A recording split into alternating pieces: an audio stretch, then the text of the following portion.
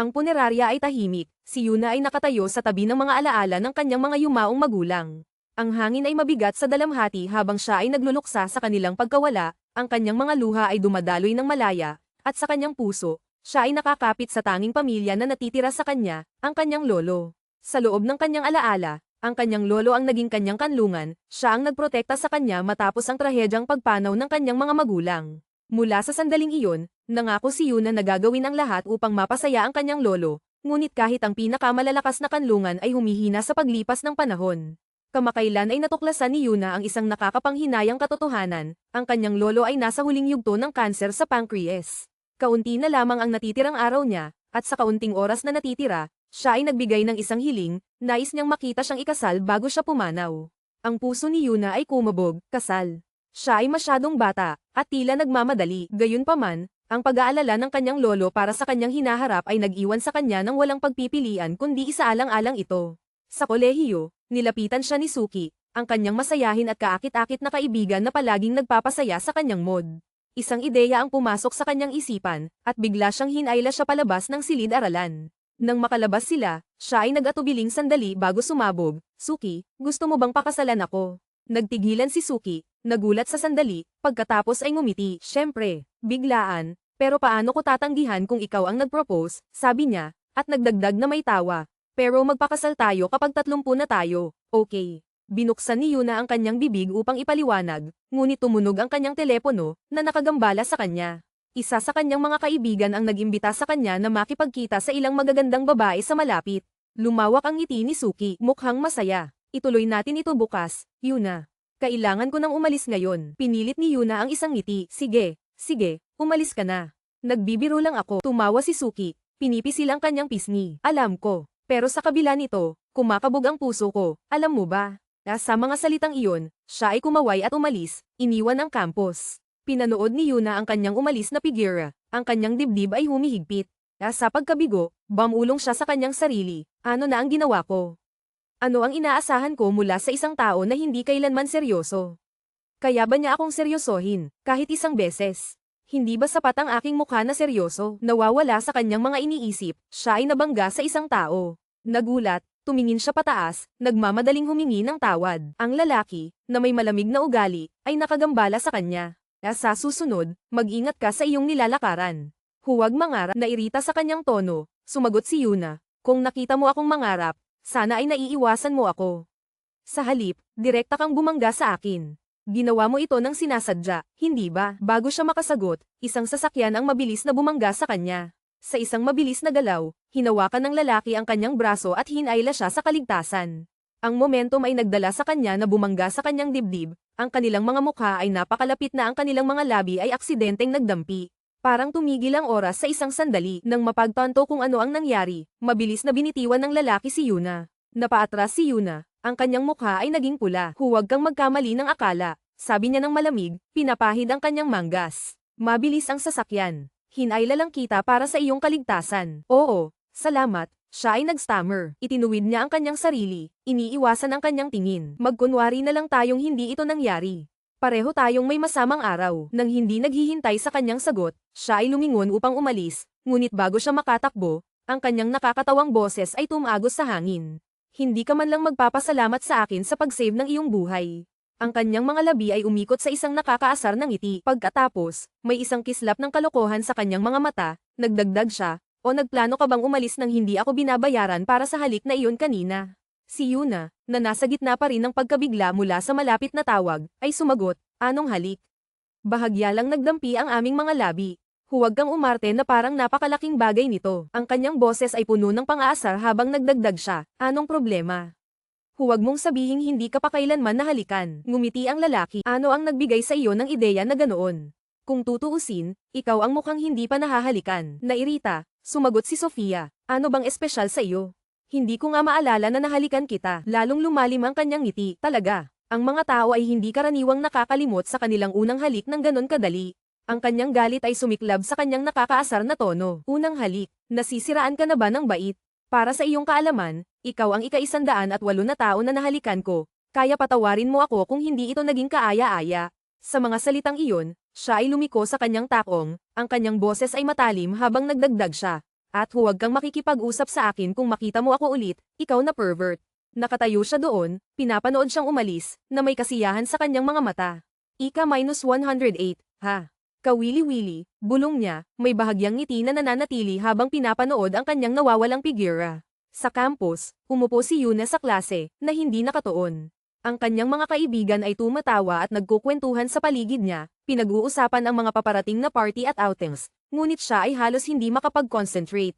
Si Sofia, na palaging buhay ng grupo, ay nakikipagbiruan sa iba, ang kanyang masayahing ngiti ay nagpapasaya sa mood. Bigla, pumasok ang propesor, na nagpa-silence sa mga usapan. Magandang umaga, lahat, nagsimula siya, ang kanyang tono ay seryoso. Ngayon, mayroon tayong espesyal na panauhing tagapagturo na sasama sa atin bilang tagapagturo para sa susunod na semestre.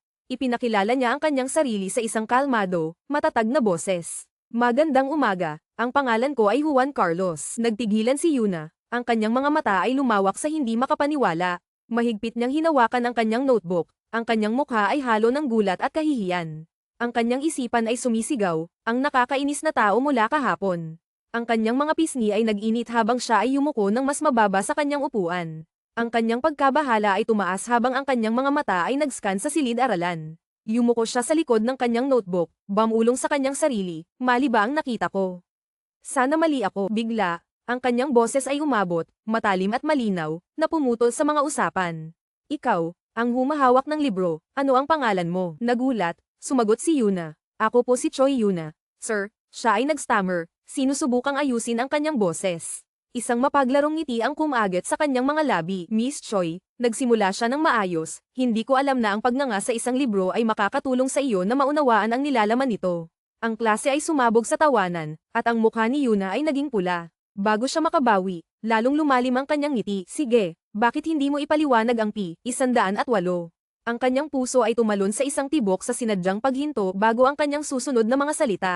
Oh, ang aking pagkakamali, nagdagdag siya, ang kanyang tono ay puno ng kalokohan.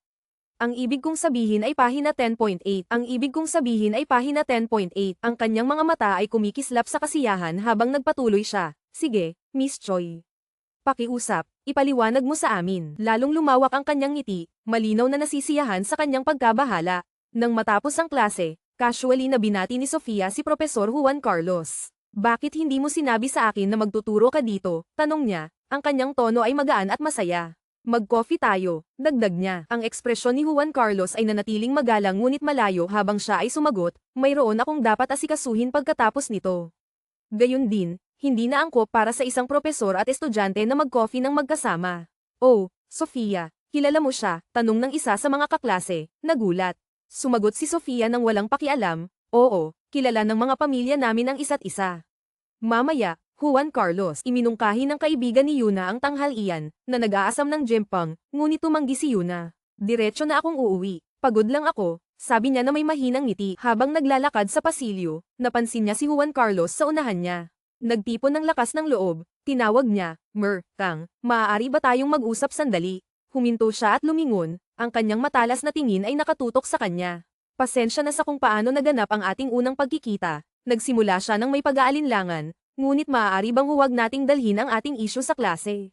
Hindi mo ba ako natatandaan? Bumalik ang kanyang ngiti, may bahagyang kasiyahan sa kanyang mga mata. Hindi ko dinadala ang mga personal na issue sa aking klase. Kumikilos ako tulad ng isang propesor na nagbibigay ng payo sa kanyang mga estudyante. Ang kanyang boses ay bahagyang bumaba, nagdadala ng bahid ng pang-aasar. Huwag maging mayabang. Ang kanyang bibig ay bumukas sa gulat, ngunit walang salita ang lumabas habang siya ay lumingon at umalis. Nakatayo siya doon, ang pagkabigo ay umaakyat sa ibabaw. Mamaya sa gabi, pabalik sa kanyang apartment, tumunog ang telepono ni Yuna.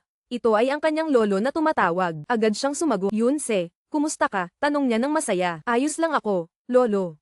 Ikaw, kumusta? Sagot niya. Haha, mabuti ako. Makinig, nandito ako sa lungsod sa Sabado para makipagkita sa anak ng isang matandang kaibigan.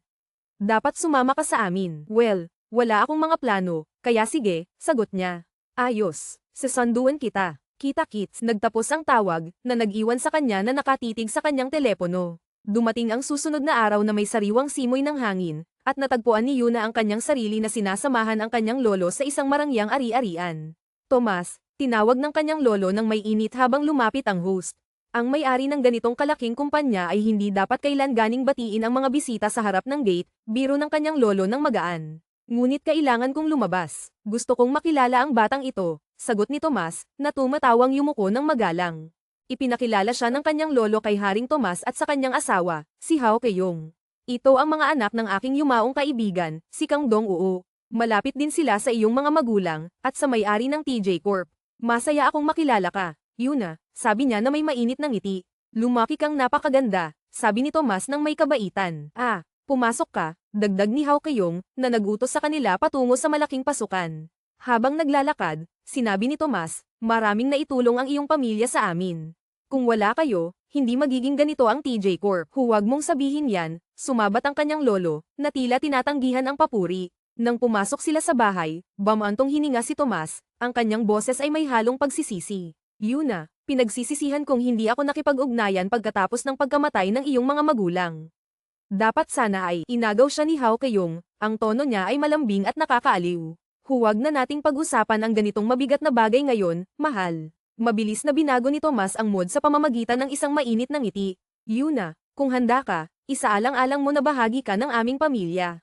Masaya ako na sa wakas ay magkakaroon ng anak na babae, marahil isang nakababatang kapatid at isang nakatatandang kapatid para sa aking mga anak. Umiling si Hao Keong na may mapaglarong ngiti. Tomas, ikinahihiya mo siya. Matagal mo nang gustong magkaroon ng anak na babae, at ngayon ay nagmamadali ka sa pagkakataong ito. Lumiko si Tomas, na nagutos ng may pagmamalaki. Oh, narito na siya, ang aming pangalawang anak, si Kang Ji-hoon. Batiin mo siya. Yumuko ang binata ng may paggalang. Masaya akong makilala ka. Ako si Kang Ji-hoon. Habang nagpatuloy sila sa pag-uusap, umuugong ang tunog ng tiyak na mga hakbang sa pasilyo. Lahat ay lumingon nang pumasok ang panganay na anak. Naging tensyonado ang hangin sa isang sandali habang nagkatitigan sina Yuna at walang iba kundi si Juan Carlos, ang lalaking nagligtas sa kanya mula sa mabilis na sasakyan ilang araw na ang nakalipas. Lumaki ang kanyang mga mata sa gulat. Pareho silang natigilan. Ang kanilang mga mata ay nagkatitigan sa hindi makapaniwala sa biglaang pangyayari. Sa labas ng bahay, si Juan Carlos ang unang bumasag sa katahimikan. Talagang may sentido ng katatawanan ang tadhana, hindi ba? Sabi niya, ang boses niya ay may halong aliw. Talagang may sentido ng katatawanan ang tadhana, hindi ba? Sabi niya, ang boses niya ay may halong aliw. Huminga ng malalim si Yuna. Sinusubukang pigilin ang kanyang inis. Bakit hindi tayo magsimula muli? Salamat sa pagligtas sa aking buhay, sabi niya, ang tono ay magalang ngunit nag-iingat. Ang mga mata ni Juan Carlos ay kumikislap sa kalokohan habang sumagot siya. Oh, sinabi mong hindi mo naaalala, pero ngayon mukhang naaalala mo na. Matalim na sinabat ni Yuna. Ang kanyang mukha ay namumula. Walang pangangailangan para sa mga detalye. At oo, naaalala ko ang lahat. Ginoo, dagdag niya. Ang huling salita ay may awkward na ngiti.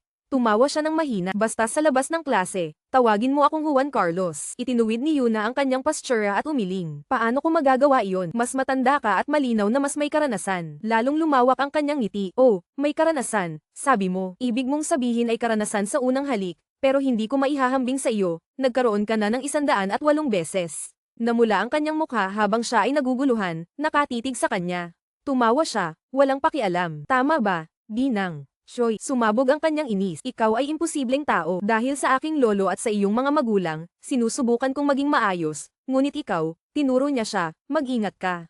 Sa labas, hindi tayo nagkakilala. Naiintindihan mo. Eksaktong gusto ko. Walang pangangailangan na magpanggap na mabait. Hindi ito bagay sa akin kahit kailan. Nang siya ay lumingon upang umalis, si Yuna ay nakatayo na parang nakapako. Ang kanyang mga kamao ay nakasara habang ang inis ay nag-iinit sa loob niya. Sa kolehiyo, ibinulgar ni Yuna sa kanyang kaibigan na siya ay naghahanap ng potensyal na kapareha upang magpakasal at kahit na nag-alok na kay Suki.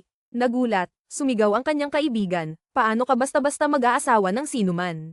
Pagkatapos ay pinagsabihan niya si Yuna, kailangan mo ng isang mature at nakatayo na tao, hindi lang basta sinuman. Bigla, lumiwanag ang ekspresyon ng kanyang kaibigan nang may ideya siyang pumasok sa isip. Alam ko, ang tiyahin ko ay may negosyo sa matchmaking. Ayusin natin ang isang blind date para sa iyo. Nang hindi naghihintay ng sagot, nagdagdag siya ng may katiyakan, aayusin ko ito para sa Sabado. Sa Sabado, sa isang hotel, umupo si Yuna na naghihintay sa kanyang partner sa matchmaking na dumating. Nang sa wakas ay lumitaw siya, ipinakilala niya ang kanyang sarili ng magalang ngunit agad na nagsimula ng walang katapusang kwento tungkol sa kanyang sariling kagandahan. Sa susunod na Sabado, nakilala niya ang isa pang lalaki na sobrang maingat sa dieta at hindi man lang siya pinayagang kumain ng malaya. Habang lumipas ang mga linggo, nakilala ni Yuna ang iba't ibang mga lalaki, Ang ilan ay sobrang matapang, na direktang nangaakit sa kanya, habang ang iba naman ay naniniwala sa mga multo at nagbahagi ng nakakabahalang mga kwentong nakakatakot. Naging malinaw sa kanya kung gaano kahirap makahanap ng angkop na kapareha. Gayunpaman, isang Sabado, nakilala niya ang isang lalaking tila totoo. Habang siya ay nag-iisip tungkol dito, aksidenteng nahulog ang kanyang tasa ng tsaa. Agad na inaalok ng lalaki ang kanyang panyo, isang maliit na kilos na nagbigay ng pag-asa sa kanya na marahil ay may pagkakataon pa siyang makahanap ng isang disenteng lalaki. Sa parehong hotel, sa kabilang panig, si Juan Carlos ay nakaupo sa isang upuan, nakikipagtalo sa telepono sa kanyang ina. Bakit ka nangako nang hindi muna ako kinonsulta? Sabi niya, ang tono niya ay may halong inis. Maingat na ipinaliwanag ng kanyang ina, hindi ako iyon. Gusto ng kaibigan ko na ipakilala ang kanyang anak na babae sa iyo pagkatapos makita kung gaano kahusay ang takbo ng iyong kumpanya. Sa sandaling natapos ang tawag, may tumawag sa kanyang pangalan. Isang batang babae ang nakatayo sa kanyang harapan, na may maliwanag na ngiti. Naalala ang mga salita ng kanyang ina, tiningnan ni Juan Carlos ang babae nang may seryosong ekspresyon at nagtanong, mukhang pamilyar ka, nagkita na ba tayo dati? Sumagot ang babae na may maliwanag na ngiti, oo, nagkita tayo noong nakaraang taon sa kaarawan ni Prinsipe Ivan. Nang hindi naghihintay ng sagot, nagsimula siyang magkwento kung paano siya makakatulong sa kanya na palawakin ang kanyang negosyo sa pamamagitan ng paggamit ng kanyang koneksyon sa prinsipe. Nakikinig si Juan Carlos, halatang naiinis sa kanyang walang tigil na kwento. Sa wakas, tumayo siya at magalang na nagsabi, masaya akong makilala ka, ngunit may ilang trabaho akong dapat asikasuhin. Dapat na akong umalis. Mabilis na iminungkahi ng babae na dumating siya sa hindi magandang oras at nag-alok na umalis na muna. Habang siya ay naglalakad patungo sa labasan, huminga si Juan Carlos ng malalim at umupo muli sa kanyang upuan, nakahinga ng maluwag na sa wakas ay nagkaroon ng kapayapaan. Sa kabilang panig ng hotel, mukhang maayos ang pag-uusap ni Yuna. Habang sila ay nag-uusap, nagsimula ang lalaki ng magalang, nagtatanong tungkol sa kanyang pamilya. Gayunpaman, nagbago ang tono niya nang ibulalas niya. Nagastos ako ng 30 milyon para lang makilala ang isang tao sa aking antas. Napaatras si Yuna. Ang gulat ay halata sa kanyang mukha. Napansin ng lalaki ang kanyang reaksyon, bigla niyang hinawakan ang kanyang kamay at sinabi, huwag kang magsinungaling sa akin. Alam kong mga tao tulad mo ay mababa ang uri, desperado. Sumama ka sa akin sa silid, o i-report kita. Uminit ang kanyang galit, at sumagot siya, i-report mo ako sa pulis. Wala akong takot. Sa sandaling iyon, isang pamilyar na boses ang umuugong sa hangin. Si Juan Carlos, na dumadaan, ay huminto sa kanyang mga yapak. Nagpatuloy ang lalaki, na hindi pinapansin ang kanyang pagtutol. Kung gusto mo ng pera, matutulungan kita na makuha ito ng mabilis. Pinigilan ni Yuna ang kanyang mga ngipin, sinusubukang kontrolin ang kanyang galit. Bago pa makapagsalita ang lalaki, mahigpit na nahawakan ng ibang tao ang kanyang kamay. Nagulat, tumingin si Yuna pataas, tanging makita si Juan Carlos na nakatayo roon, nakatitig sa lalaki na may malamig na ekspresyon. Humigpit ang kanyang pagkakahawak, na nagdulot sa lalaki na sumakit at matambo pabalik sa sakit. Nang walang salita, hinawakan ni Juan Carlos ang kamay ni Yuna at mabilis na dinala siya palabas ng eksena. Nahihirapang makasunod sa kanyang hakbang, nahulog si Yuna sa likod niya. Salamat, hindi ko alam kung ano ang mangyayari kung wala ka roon, sabi niya na may hingal. Tumingin siya sa kanyang kamay at nagdagdag, maaari mo nang bitawan, Juan Carlos. Binitiwan niya ang kanyang kamay at nagtanong, kaya, nandito ka para sa isang blind date. Naiinis, sumagot siya. Ano man ito, wala kang pakialam. Lumiko si Juan Carlos sa kanya at, na may ngiti, sinabi, batay sa suot mo, mukhang ito ay isang date, maliban kung totoo ang sinabi ng lalaki. Namula ang kanyang mukha, at mabilis siyang tumanggi. Umupo siya sa isang malapit na upuan na may buntong hininga. Huminga siya ng malalim at ipinaliwanag, may sakit ang aking lolo. Ito ang kanyang huling hangarin na makita akong magpakasal. Ang tiyahin ng aking kaibigan ay may ahensya ng matchmaking, kaya't nagpa siya akong subukan ito. Naging seryoso ang ekspresyon ni Juan Carlos habang nagtanong, akala ko ang kasal at pag-ibig ay pangarap ng bawat babae. Okay lang ba talaga na sumama sa mga blind date na ganito? Muling bumantong hininga siya at sumagot, hindi ito madali, pero hindi ko kailangan ng pag-ibig para sa kaligayahan ng aking lolo. Gusto ko lang ang titulo ng asawa. Tinutukan siya ni Juan Carlos ng tingin, tila malalim ang iniisip. Dagdag pa niya ng mahinahon, akala ko ang lalaki kanina ay isang mabuting tao. Akala ko sa wakas ay matutupad ko ang hiling ng aking lolo.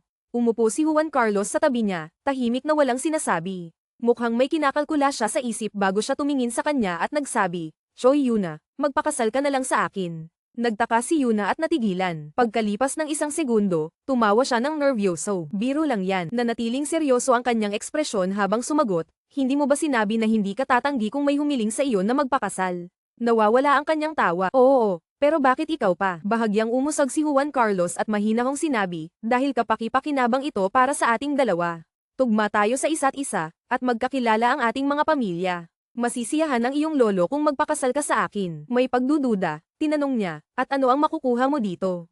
Kailangan ko ng katayuan bilang asawa, katulad ng kailangan mo ng titulo ng asawa, sagot niya. Dumating ang pagkaunawa sa kanya, at lumaki ang kanyang mga mata.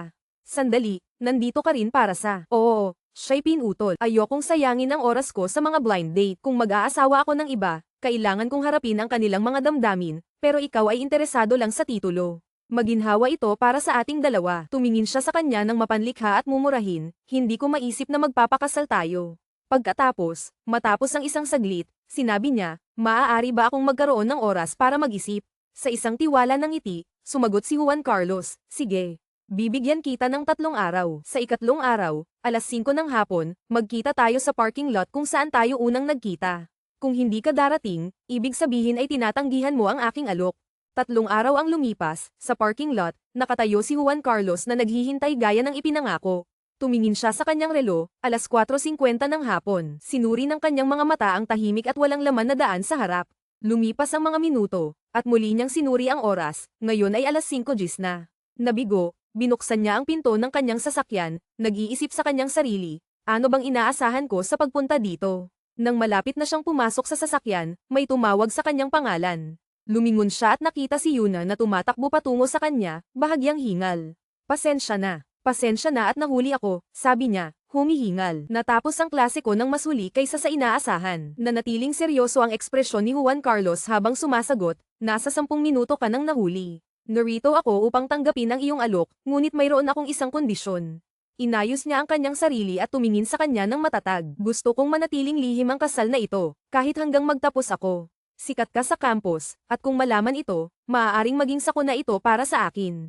Ang mga labi ni Juan Carlos ay umikot sa isang bahagyang ngiti habang tumango siya. Sige, inilabas niya ang kanyang kamay para sa isang pakikipagkamay at sinabi, sa ganitong kaso, masaya akong makatrabaho ka, Ginang. Joy, ngunit bigla siyang hinayla papunta sa kanya, at siya ay natamba sa kanyang mga bisig. Hawak niya siyang matatag, ang kanyang pagkakahawak ay mahigpit. Nagulat, inilagay niya ang kanyang mga kamay sa kanyang dibdib, itinulak siya. Ano bang ginagawa mo? Bakit mo ako niyayakap ng ganyan? Sigaw niya. Hindi ba't magkasintahan na tayo? Dapat tayong magmukhang isa. Sa kang mansion, sa panahon ng hapunan, naging tensyonado ang atmosfera habang lahat ay tumingin kay Juan Carlos, na bagong nag-anunsyo na mayroon siyang balita. Sa isang matatag na ekspresyon, sinabi niya, mag-aasawa ako kay Yuna. Ang mukha ng kanyang ama ay lumiwanag sa kaligayahan. Apong babae ni Jichoy. Napakagandang balita, sigaw niya. Sa kabaligtaran, ang ekspresyon ni Ginang Kang ay naging maulap sa pag-aalala. Tumango ang kanyang ama sa pag-aproba. May kutob na ako tungkol dito nang bumisita sila sa atin, ngunit hindi ako sigurado. Sumagot si Juan Carlos ng kalmado. Matagal na kaming nagde-date, ngunit hindi ko alam na magkakilala ang aming mga magulang. Nakialam si Ginang Kang, ang kanyang boses ay matatag ngunit nakabawi. Gaano na kayo katagal na nasa relasyon? Nagtuturo ka lang sa kanyang campus noong nakaraang linggo. Hindi ba't medyo minadali ang desisyong ito sa kasal? Pantay na tinamaan ni Juan Carlos ang kanyang tingin. Matagal na kaming nagde-date bago ako nagsimulang magturo sa kanyang campus. Hindi ko lang sinabi sa iyo, sagot niya ng maayos. Pagkatapos, may bahagyang ngiti, idinagdag niya, at kaya ayaw ko kapag pinipilit mo akong makipag-date sa mga anak ng iyong mga kaibigan. Huwag mag-alala, inay, mag-aasawa ako kay Yuna dahil mahal ko siya. Bahagyang lumaki ang mga mata ni Ginang Kang, isang alon ng takot ang bumuhos sa kanya habang iniisip, alam ba niya kung ano talaga ang pag-ibig? Nainis, mahigpit niyang piniga ang tinidor sa kanyang kamay, kahit na ang kanyang ekspresyon ay nanatiling mahinahon. Sa isang pilit ng ngiti, sinabi niya, Juan Carlos, bakit hindi mo siya dalhin dito? Gusto kong makausap siya ng personal. Sa telepono, nagulat si Yuna sa balita. Nag-aalala, tinanong niya, paano kung magduda siya? Nanatiling kalmado ang tono ni Juan Carlos habang sumasagot, sundan mo lang ang plano. Sagutin ang lahat ayon sa napag-usapan natin. Maghihintay ako sa karaniwang lugar. Huwag kang mahuli. Nang matapos ang tawag, nakatitig si Yuna sa kanyang telepono, ang pagkabahala ay umiikot sa kanyang dibdib. Paano ako dapat manatiling kalmado? Naisip niya. Sinalubong siya ni Ginang Kang sa isang tono ng pagkadismaya. Paano mo pinabayaan si Juan Carlos na iwanan ka ng ganito? Awkward na sumagot si Yuna. May mahalagang bagay siyang dapat asikasuhin, kaya nagpunta akong mag-isa. Sinuri siya ni Ginang. Kang ng ilang sandali, pagkatapos ay sinabi na sa amin ni Taekyung ang tungkol sa kasal, ngunit nasa kolehiyo ka pa. Hindi ba't medyo minadali ito? Inayos ni Yuna ang kanyang postura at sumagot ng matatag, nagpa siya kaming itago ito hanggang magtapos ako. Nagduda si Ginang. Kang at nagtanong pa, ang kanyang tono ay bahagyang matalim. Gaano na kayo katagal na nagde-date, at bakit hindi mo kami pinaalam ng mas maaga? Naramdaman ang tensyon, sinubukan ni Yuna na pahupain ang kanyang pag-aalala. Talagang seryoso kami tungkol dito, sabi niya, ang kanyang boses ay matatag. Mukhang kumalma si Ginang. Kang nang bahagyang, ang kanyang ekspresyon ay lamambat. Hindi ko naman sinasabi na ayaw ko sa iyo, sabi niya nang nag-iisip. Mayroon lang akong ilang tanong. Tumingin siya ng direkta kay Yuna. Ang kanyang tingin ay seryoso. Talaga bang mahal mo ang aking anak? Sinisikap ni Yuna na magmukhang tapat. Sumagot siya, oo, mahal ko siya ng buong puso. Pinagmasdan ni Ginang. Kang ang kanyang mga mata at muling nagtanong, mahal ka ba ni Juan Carlos? Nagtigilan si Yuna. Ang kanyang isipan ay nagmamadali para sa isang sagot. Bago siya makasagot, may pamilyar na boses na humadlang, Mom, hindi ba't dapat itanong mo ito sa akin? Nagulat, lumingon si Yuna habang pumasok si Juan Carlos sa silid. Niyayakap siya sa kanyang mga balikat at hinahatak siya malapit, nahuhuli siya sa kanyang yakap. Sinabi ko sa iyo na mahal namin ang isa't isa. Ano pa ang dapat kong gawin para kumbinsihin ka? Tumingin siya kay Yuna, isang mapaglarong ngiti ang nakabitin sa kanyang mga labi. Wala namang kakaiba na tinatanong si Mom, di ba, honey? Awkward na umiling si Yuna at sumagot, hindi, nag-aalala lang siya tungkol sa iyo. Tahimik na pinagmamasdan ni Ginang. Kang ang palitan, ang kanyang pag-aalala ay lalong lumalalim. Habang umaalis sila sa bahay, nagreklamo si Yuna, kailangan mo bang umarte ng ganyan? Sabi niya, ang tono ay may inis. Sumagot si Juan Carlos ng casual, paano pa maniniwala si Mom sa atin? Hindi mo naman kailangan akong yakapin, sagot niya. Umismed siya ng bahagya, dapat mong makita ang mukha mo nang tinanong kanya ng mga tanong na iyon. Mukha kang awkward, lalo na nang niyakap kita. Humihingal siya. Paano ako hindi magiging awkward? Halos hindi tayo magkakilala, at hindi mo man lang ako binalaan ng maaga. Nang makarating sila sa kanyang tahanan, nagmumura siya ng magalang na salamat, at sinubukang bumaba sa sasakyan. Ngunit bago siya makaalis, hinawakan ni Juan Carlos ang kanyang kamay at hinayla ito sa kanyang mga labi, pinipisil ito ng halik. Mukhang kailangan nating magpraktis, sabi niya na may mapaglarong ngiti. Lumaki ang kanyang mga mata, at ang kanyang mukha ay namula. Magpraktis, bulong niya, naguguluhan. Oo, magpraktis, sagot niya. Kailangan nating magmukhang tunay na magkasintahan sa bawat pagkakataon. Hinayla niya ang kanyang kamay at sumagot, hindi natin kailangan iyon. Kaya ko nang mag-isa. Pinagtawanan niya, tingnan mo. Nalilito ka na, tulad ng ngayon. Yumuko siya ng mas malapit, nakatingin sa kanya, ang kanyang tingin ay mapaglaro, lalo na nang lalo pang namula ang kanyang mukha habang ang init ay umakyat sa kanyang mga pisngi. Nagpanik siya at itinulak siya pabalik. Sabi ko, hindi ko kailangan ito, sigaw niya bago nagmadaling bumaba sa sasakyan. Habang umaalis siya, tumunog ang kanyang telepono. Nang makita niyang ang kanyang lolo ang tumatawag, mabilis siyang sumagot. Sa kabilang dulo, ang boses ng kanyang lolo ay mainit at nakatatawa. Dapat sana ay sinabi mo sa akin ng mas maaga, at sumang-ayon na ako sa iyong kasal noon din. Nang marinig ang kanyang kaligayahan, isang ngiti ang umusbong sa kanyang mga labi, kahit na isang alon ng nerbiyos ang tumama sa kanya. Masyado nang huli para umatras ngayon, naisip niya. Nang matapos ang tawag, bumalik siya patungo sa sasakyan. Yumuko siya sa bintana at sinabi, sige, magpraktis tayo. Sa loob ng sasakyan, habang siya ay lumalapit sa kanya, nagtanong siya ng may pag-aalinlangan, kailangan ba talaga nating magpraktis ng halik?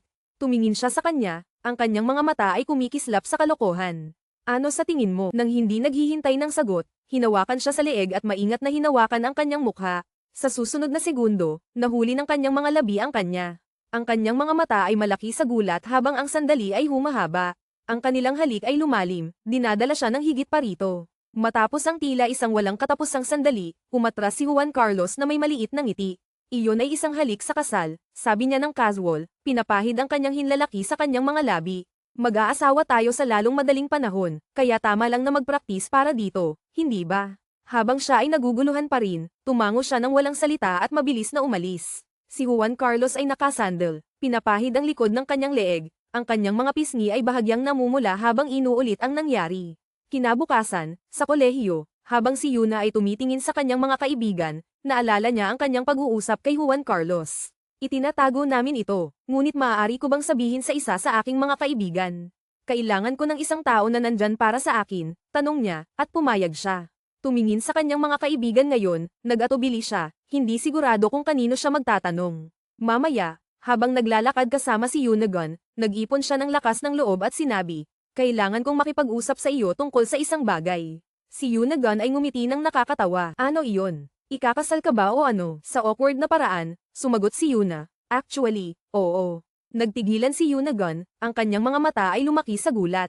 Ano? Sino? Ayaw niyang may makaalam, kaya dinala ni Yuna si Yunagon sa isang tahimik na lugar. Nang mag-isa na sila, huminga siya ng malalim at sinabi, ikakasal ako kay Jikang. Itinuro siya ni Yunagon na parang may akusasyon. Alam ko na. Alam kong may nangyayari sa inyo. Bawasan mo ang ingay, bulong ni Yuna. Sinusubukang kalmayan siya. Ikaw lang ang nakakaalam tungkol dito, kaya pakiusap, itago mo ito. Tumango ang kanyang kaibigan at niyakap siya ng mahigpit. Congratulations! Sa wakas ay nakahanap ka ng paraan. Pero pagkatapos ng isang sandali, nawala ang ngiti ni Yunagon at napalitan ito ng pag-aalala. Pero bakit siya nag-propose ng kasal? Ano ang dahilan niya? Nagpa siya si Yuna na maging tapat. Pareho lang kami. Kailangan niya ng katayuan at ayaw niyang mag-aksaya ng oras. Sandali, siya ba ang nagligtas sa iyo mula sa lahat ng mga blind date dati? Bago makasagot si Yuna, ngumiti si Yunagon ng may kalokohan. Parang siya ang iyong puting kabalyero, di ba, na sumasakay sa puting kabayo para iligtas ang araw. Habang ang imahinasyon ni Yunagon ay naglalakbay, nag-roll ng kanyang mga mata si Yuna. Pero bago siya makasagot, lumitaw si Susie-kun sa likuran nila. Ano ang pinag-uusapan ninyong dalawa? Tanong niya ng masaya, habang dinadala sila patungo sa kafe sa campus. Sa isang coffee shop, tahimik na umiinom ng kape si Juan Carlos habang nakatingin sa labas. Nahuli ng kanyang mga mata ang isang grupo ng 3 tao na papalapit sa kafe, nagtatawanan. Ang kanyang tingin ay huminto sa isang tao sa kanila na ikakasal na siya, si Yuna. Ang kanyang maliwanag na ngiti ay nagbigay liwanag sa kanyang mukha, at sa isang sandali, hindi niya maalis ang kanyang mga mata. Bigla, isang boses ang pumutol sa kanyang mga iniisip. Juan Carlos. Luminggi siya upang makita si Sofia na nakatayo malapit. Hello, Sofia. Sagot niya ng kalmado. Umupo si Sofia sa tabi niya na may masayang ngiti. Kung alam ko lang na pupunta ka rito, sumama na sana ako sa'yo kanina, sabi niya nang walang pakialam. Habang nag-uusap sila, pumasok ang grupo sa kafe. Nang makita si Sofia, masiglang kumaway si Suki. Sofia. Oh, at nandito rin si Gino Kang, sabi niya, puno ng sorpresa ang boses. Lumingga si Suki kay Juan Carlos na may kasiyahan. Lalabas kami para kumain. Gusto niyo bang sumama ni Sofia? Tumingin si Juan Carlos kay Yuna, na tahimik na nag-sign na huwag tumanggap sa imbitasyon. Isang ngiti ang umusbong sa kanyang mga labi habang hindi niya pinansin ang kanyang tahimik na panawagan. Bumalik siya kay Suki at sumagot, sige, sasama ako. Ayos. Tara na, sabi ni Suki, nakitang-kita ang kanyang kasiyahan. Habang nakaupo sila sa restaurant, hindi maalis ni Yuna ang hindi komportableng pakiramdam sa presensya ni Juan Carlos. Tila tense ang atmosfera, at hindi siya makapag-relax. Si Suki, gaya ng dati, ay nag-alok sa kanya ng kalahating lutong itlog, isang kilos na lagi niyang ginagawa kapag kumakain sila ng magkasama. Gusto mo ito, di ba? Sabi niya, inilalagay ito sa kanyang plato. Napansin ni Juan Carlos ang kilos, ang kanyang tingin ay nanatili sa kanila. Nang mapansin ang kanyang titig, ipinaliwanag ni Suki na may masayang ngiti, si Yuna ay mula sa Gold Island. Mahilig siya sa itlog sa ibabaw. Isa itong bagay doon. Bahagyang ngumiti si Juan Carlos. Oh, hindi ko alam iyon, sabi niya, humaharap kay Yuna. Kailan ka lumipat sa Seoul? Isa itong bagay doon. Bahagyang ngumiti si Juan Carlos. Oh, hindi ko alam iyon, sabi niya, humaharap kay Yuna. Kailan ka lumipat sa Seoul? Bago makasagot si Yuna, muling sumingit si Suki. Lumipat siya dito nang magsimula ang kolehiyo. Bago iyon, nakatira siya sa Goj kasama ang kanyang lolo. Naramdaman ni Yuna na awkward at naisip, bakit hindi na lang siya tumahimik? Naputol ang kanyang mga iniisip nang kumuha si Suki ng pagkain mula sa kanyang mangkok gamit ang kanyang chopsticks. Na-frustrate, sumagot siya, huwag mong gamitin ang chopsticks mo sa pagkain ko. Heto, kunin mo na lahat. Huwag mong gamitin ang chopsticks mo sa pagkain ko. Heto, kunin mo na lahat. Si Sofia, na nagmamasid sa kanilang palitan, ay tumawa. Oh, ang cute ng bond niyong dalawa. Ngumiti si Suki, inilalagay ang kanyang braso sa balikat ni Yuna. Oo, talagang magkaibigan kami. Mananatiling tahimik si Juan Carlos, ang kanyang ekspresyon ay hindi mabasa habang pinapanood ang interaksyon. Si Yuna, gayunpaman, ay nakaramdam na may mali. Si Yunagon ay huminga ng malalim, iniisip kung gaano kakaiba ang sitwasyon. Matapos nilang tapusin ang kanilang pagkain, nagpaalam sina Suki at Sofia, kamakaway ng palem habang umalis para sa kanilang mga aktibidad sa club. Ang natitirang tatlo ay kumaway pabalik, at si Yunagon, na naramdaman ang tensyon, ay nagsalita. Sa tingin ko mas mabuti kung aalis na rin ako. Gusto ni Yuna na umalis kasama siya, ngunit bago siya makagawa, hinoblot ni Juan Carlos ang kanyang bag mula sa likuran, pinigilan siya. Napansin ito, sinabi niya ng simple, sige, mauna ka na. Nang makaalis na ang iba, tumingin si Juan Carlos sa kanya at sinabi ng tuwid, dapat sinabi mo sa akin kanina na may boyfriend ka. Hindi ako komportable, na-irritate, sumagot si Yuna, hindi siya boyfriend ko. Sinuklian niya ito ng masamang tingin at idinagdag, at bakit ka pumayag na sumama? Sumagot si Juan Carlos ng kalmado, nagkasundo tayong itago ang ating relasyon sa campus, pero hindi ibig sabihin na hindi tayo magkakilala.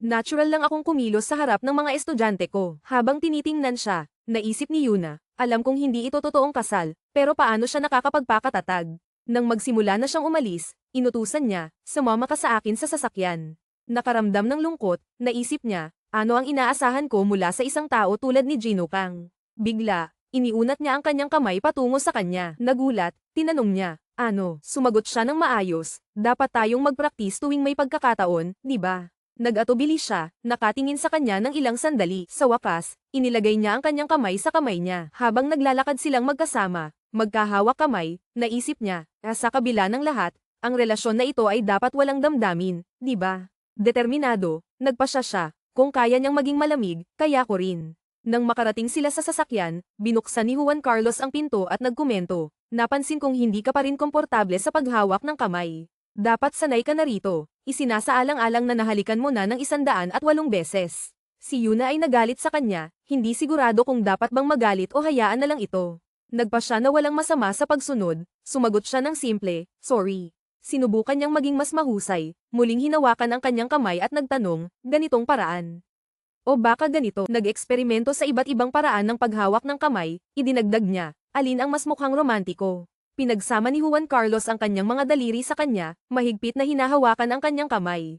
Ganitong paraan, sabi niya na may matatag na tingin. Tumingin si Yuna sa kanya, nararamdaman ang init ng kanyang kamay. Sa isang sandali, hindi niya alam kung paano tumugon, ang kanyang puso ay kumabog sa kabila ng kanyang sarili.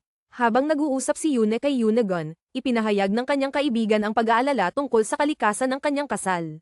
Ito ay legal na nakatali, pero hindi pa rin ito totoo. Gaano katagal niyo balak magpanggap? Tanong ni Yunagon ng seryoso. Naisip ni Yuna sa kanyang sarili, tama siya, kailangan kong mag-isip ng plano. Pinag-isipan niya, si Juan Carlos ay isang matagumpay na negosyante.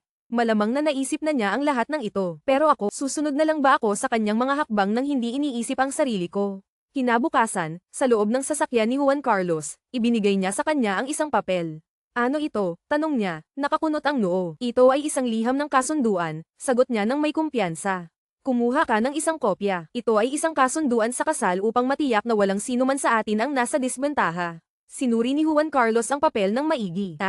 Tama iyon, bulong niya, binabasa ang mga punto.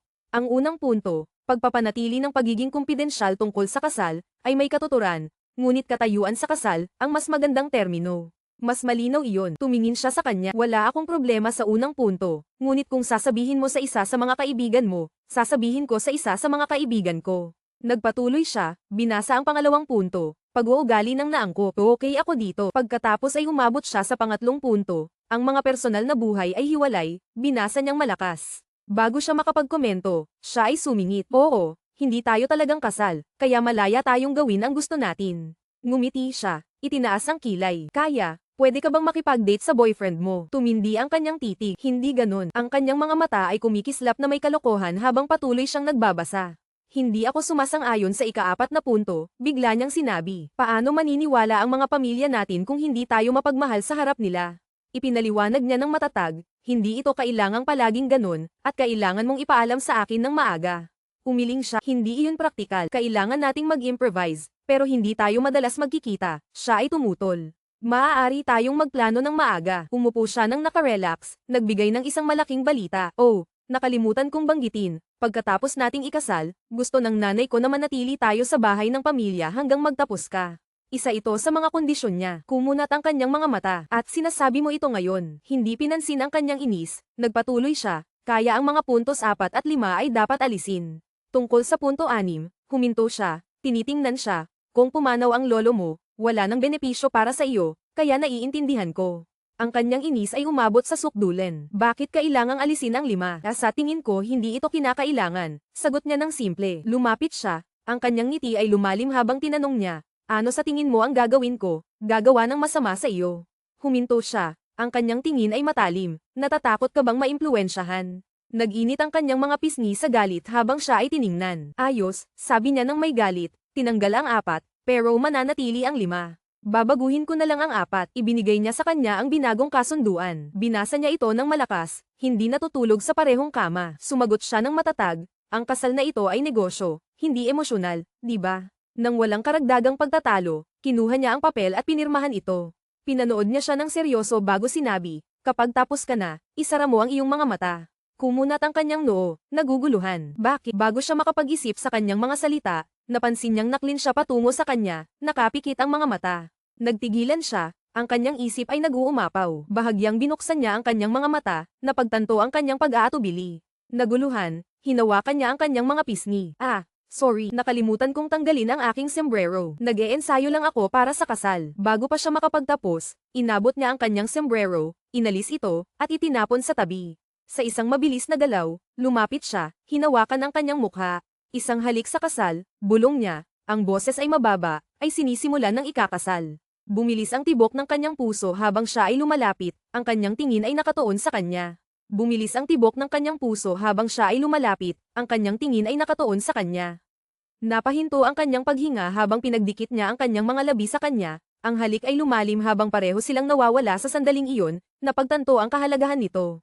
Habang lumipas ang mga araw at papalapit ang araw ng kasal, ang telepono ni Yuna ay patuloy na nag-vibrate sa mga update, mga bukang para sa mga lugar, mga ayos para sa seremonya, at walang katapusang detalye. Bumisita siya sa bawat lugar kasama ang ina ni Juan Carlos, maging ito man ay pamimili para sa kanilang silid, pagtikim ng mga cake sa kasal, o pagsusuot ng mga damit pangkasal.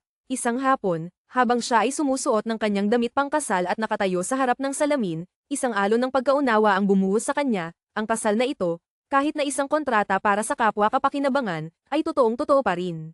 Tumingin siya sa kanyang refleksyon, ang kanyang mga emosyon ay naguguluhan. Ang seremonya ay nakatakdang maganap sa kanilang tahanan sa Gulf Island. Habang naglalakad sa hardin, napansin niya ang kasiglahan ng mga paghahanda, ang mga dekorasyon, ang mga bulaklak, ang mga mesa na inaayos, ngunit hindi niya maintindihan kung bakit hindi siya nakakaramdam ng kasiyahan sa loob. Sa loob ng bahay, lumapit sa kanya ang kanyang tiyahin na may nag-aalala na ekspresyon.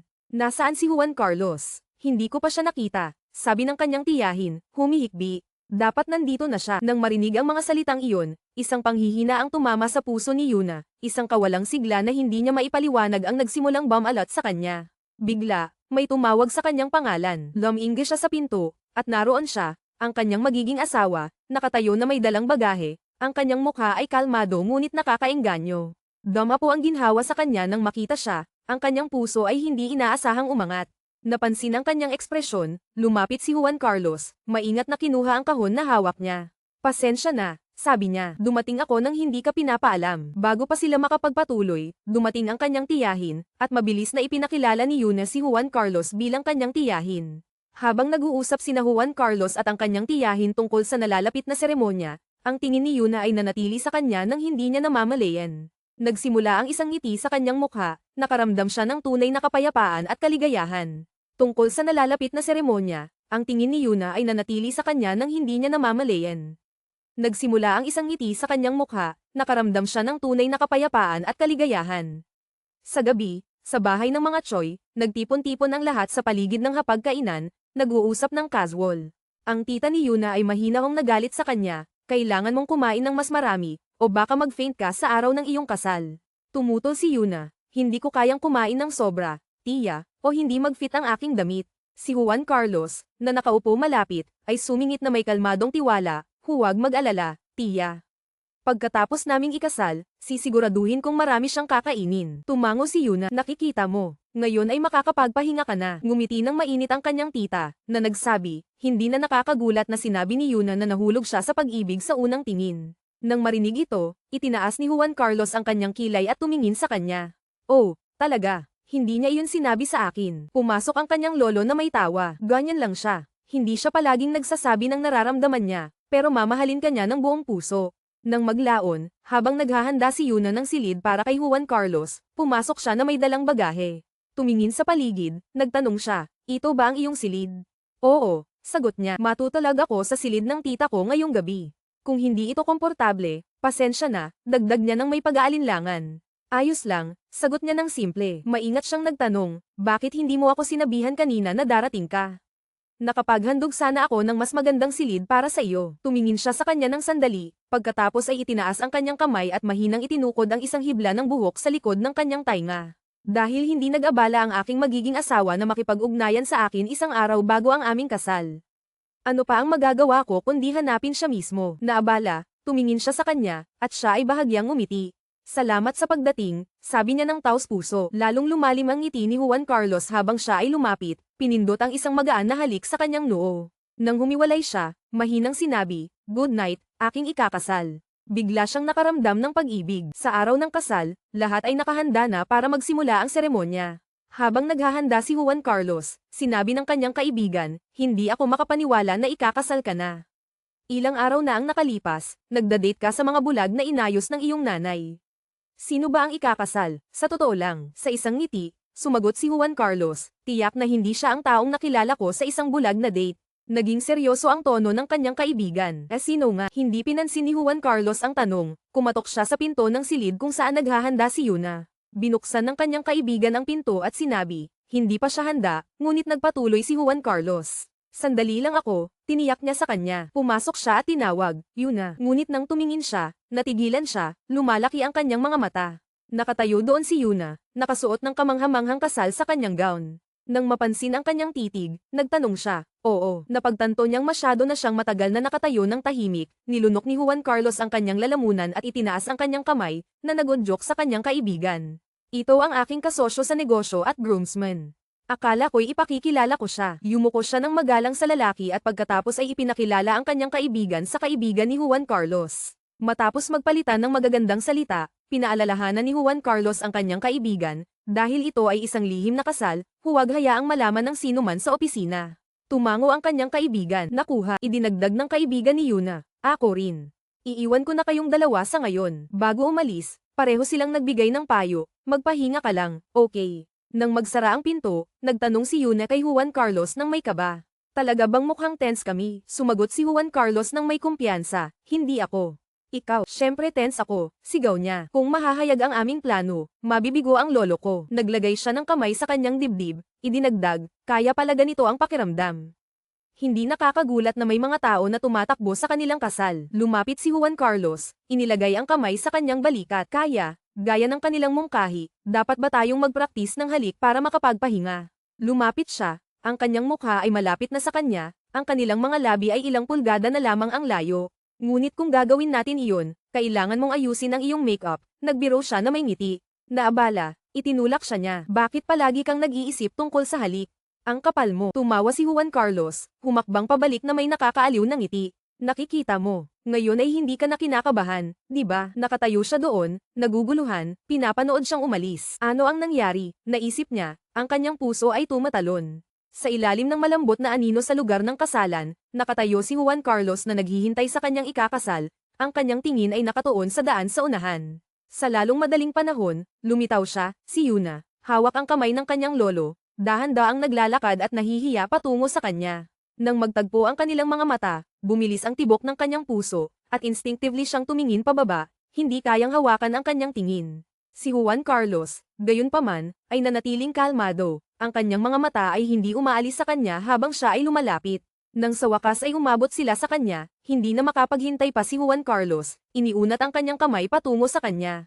Tumingin ang kanyang lolo sa kanyang nakabukas na kamay, pagkatapos ay maingat na inilagay ang kamay ni Yuna sa kamay ni Juan Carlos, pinagtibay ang sandali sa isang tahimik na kilos ng tiwala. Nagpatuloy ang seremonya, at habang nagpapalitan sila ng mga singsing, hindi mapigilan ng kanilang mga pamilya ang kanilang kaligayahan, ang mga ngiti ay nagliliwanag sa kanilang mga mukha. Bigla, inihayag ng mga groomsmen, ngayon ay oras na para sa halik upang pagtibayin ang mga pangako sa kasal, na nagpasigla kay Yuna. Mahinang bumulong si Juan Carlos, ngayon na ang oras upang ipakita ang mga resulta ng ating pagsasanay. Magpahinga ka, mukhang stiff ka. Habang inabot niya ang kanyang belo, mahina siyang bumulong pabalik, ngunit hindi tayo nagpraktis sa harap ng ganitong karaming tao. Tumawa siya ng bahagya, ang kanyang ngiti ay nakakapagbigay ng kapanatagan. Isara mo lang ang iyong mga mata, bumulong siya. Tumingin siya sa kanya na may malalaking mata bago dahan-daang ipinikit ang mga ito, nagtitiwala sa kanyang mga salita. Lumapit si Juan Carlos, ang kanyang mukha ay ilang pulgada na lamang mula sa kanya, at sa susunod na sandali, nagtagpo ang kanilang mga labi, pinagtibay ang kanilang kasal sa isang halik. Umusbong ang palakpakan mula sa madla, at sa halik na iyon, opisyal silang idineklara bilang Ginoo at Ginangkang. At iyon na, salamat sa panunood. Kung excited ka para sa susunod na kabanata, ipaalam mo sa akin sa pamamagitan ng pag-iwan ng komento at pag-click sa like button. Ang iyong feedback ay tumutulong sa akin na magpasya kung kailan ilalabas ang susunod, kaya manatiling nakatutok, at ilalabas ko ito sa lalong madaling panahon. Umalis ang kanilang mga magulang. Nagpaalam sina Yuna at Juan Carlos, nagpapasalamat sa lahat. Nang mag-isa na, isang awkward na katahimikan ang pumuno sa silid. Upang masira ito, nagtanong si Juan Carlos, dapat ba akong maligo muna, o ikaw? Oh, ikaw na ang mauna. Ayusin ko lang ang mga gamit ko, sagot ni Yuna. Sige. Tumango si Juan Carlos, papunta sa banyo. Naiwan mag-isa, tumayo siya sa tabi ng kama, nalulumbay sa mga iniisip. Mula sa gabing ito, ang silid na ito ay kanila. Ang malaking kama ay sapat na para sa dalawa, ang kanilang mga damit ay maayos na nakaayos sa tabi ng isa't isa, at lahat ng kanilang pinagsamang gamit ay nagbigay ng tunay na pakiramdam ng kasal, lalo na sa presensya ni Juan Carlos. Hindi nagtagal, bumalik si Juan Carlos na nakasuot ng kanyang nightwear. Tapos na ako. Pwede ka nang maligo, sabi niya. Natapos mo na bang ayusin? Oo, karamihan ay naayos na ng iyong ina, sagot niya habang binubuksan ang isang kahon ng regalo mula sa kanyang kaibigan na si Yunagon. Napansin ang pajamas ni Juan Carlos, nagkomento siya, oh, suot mo ang pajamas na ibinigay ng tiya. Pinilit niya ang matching sets. Bigla, lumaki ang kanyang mga mata sa gulat habang binubuksan pa ang kahon. Agad niyang isinara ito. Ano yun? Tanong ni Juan Carlos na may pag-usisa. Oh, wala. Regalo lang mula kay Ginoong, sagot niya ng awkward. Para ba ito sa ating dalawa? Tingnan ko. Sabi niya, lumapit. Hindi mo kailangang gawin yun. Bago pa siya makapagsalita, ang kanilang tug of war sa kahon ay nagdulot upang ito'y bumukas, nahulog ang mga nilalaman nito, isang napaka-revealing, sexy na nightgown. Huwag tumingin. Hindi ko ito hiniling, sigaw niya, nagmamadaling pinulot ito. Wala akong sinabi, sagot ni Juan Carlos, may ngiti, mukhang kinakabahan ka. Ano bang iniisip mo? Yuna, lumiko siya, nakabukas ang mga mata. Sino ang kinakabahan? Sigaw niya. Ito'y unang pagkakataon ko na makasama sa isang silid ang isang lalaki, kaya nagiging maingat ako.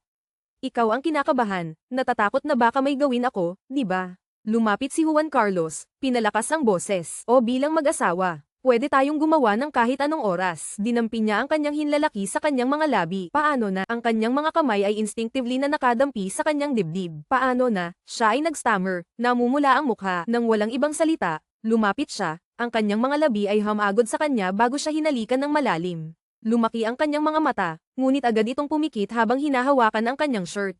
Nahuli sa sandali, binuksan niya ang kanyang mga mata sa gitna ng halik, may ngiti nang mapansin ang kanyang reaksyon. Huminto, bumulong siya, sandali, gising pa ang lahat, kaya mas mabuti na huwag tayong lumampas dito. Ang kanyang mukha ay naging pula. Sino bang nagsabi ng tungkol sa paglabas? Bukod dito, nasa kontrata ito. Hindi tayo natutulog sa parehong kama. Tumawa siya. Mukhang kailangan nating maghintay hanggang sa ating honeymoon. Nakakainis, naisip ni Yuna. Habang lumalalim ang gabi sa tahanan ng mga Ginokang, nakaupo si Yuna sa kama, palihim na tumitingin kay Juan Carlos, na nakaupo sa sofa na abala sa kanyang tablet. Kumalma ka, Yuna. Ang mga unang gabi ng mga bagong kasal ay espesyal, pero isipin mo siya bilang roommate. Wala siyang gagawin, panyanatag niya ang sarili. Kung gusto mong patayin ang ilaw, okay lang, sabi ni Juan Carlos nang walang pakialam. Nang sumulyap siya, napansin niyang natutulog na siya, nakaupo sa kama. Ang kanyang tingin ay humahawak sa kanyang mapayapang mukha, ang kanyang mga mata ay lumilipat sa kanyang malalaking dibdib at pagkatapos ay sa kanyang bahagyang nakabukas na mga labi. Hindi siya makatingin palayo, ngunit sa huli ay maingat na tinakpan ang kumot sa paligid niya at inalis ang kanyang buhok sa likod ng kanyang tainga. Kumilos siya ng kaunti, bumubulong sa kanyang pagtulog bago lumiko at mahimbing na natulog. Dumating ang umaga ng mabilis. Malakas na tumunog ang alarm, gin-eyes si Yuna. Umupo siya ng tuwid, nag-iisip, kailan ako nakatulog. Tumingin sa sofa, nakita niyang walang tao. Huwag sabihin mo. Agad niyang sinuri ang kabilang bahagi ng kama, ngunit nakita rin itong walang laman. Nasaan siya? Sa ibaba, mainit siyang bumati sa kanyang mga biyenan. Nasaan siya? Sa ibaba, mainit siyang bumati sa kanyang mga biyenan. Magandang umaga, Ama. Magandang umaga, Ina. Oh, nakatulog ka ba ng maayos? Tanong ni Ginokang nang may kabaitan. Magandang umaga, mahal. Oo, Nakatulog kami. Ikaw, bago siya makasagot, sumingit si Ginang.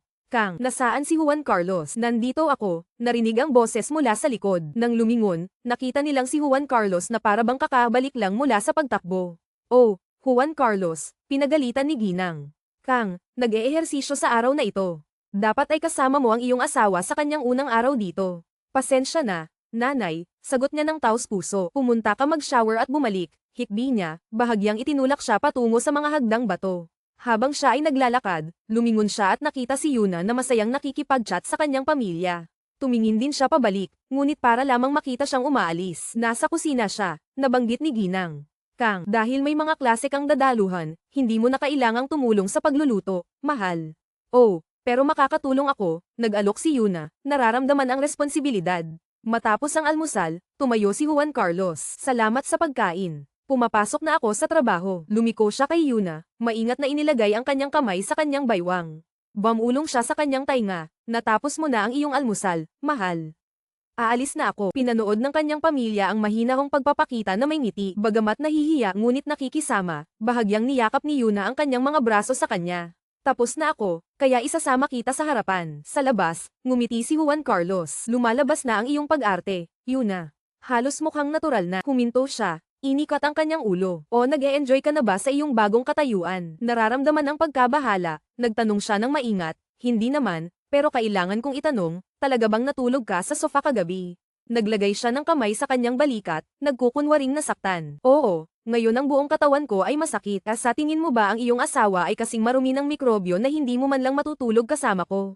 Bahagi iyon ng kasunduan, sigaw niya. Lumingon siya. Pinapanood ang kanyang namumulang pisngi na may kasiyahan. Lalong lumalim ang kanyang ngiti, lubos na nasisiyahan sa galit sa kanyang ekspresyon. Sa kalaunan, habang nakaupo si Yuna sa bus, paulit-ulit na bumabalik sa kanyang isipan ang mga salita ni Juan Carlos. Ano ang ibig niyang sabihin doon? Nagtanong siya. Gusto ba niyang maging hindi komportable ako, upang payagan ko siyang matulog sa parehong kama? Napabuntong hininga siya. Unang araw pa lang, at ganito nakakomplikado. Hindi ko inisip na ang maging asawa ni Kang Juan Carlos ay magiging mas mahirap kaysa sa inaasahan ko.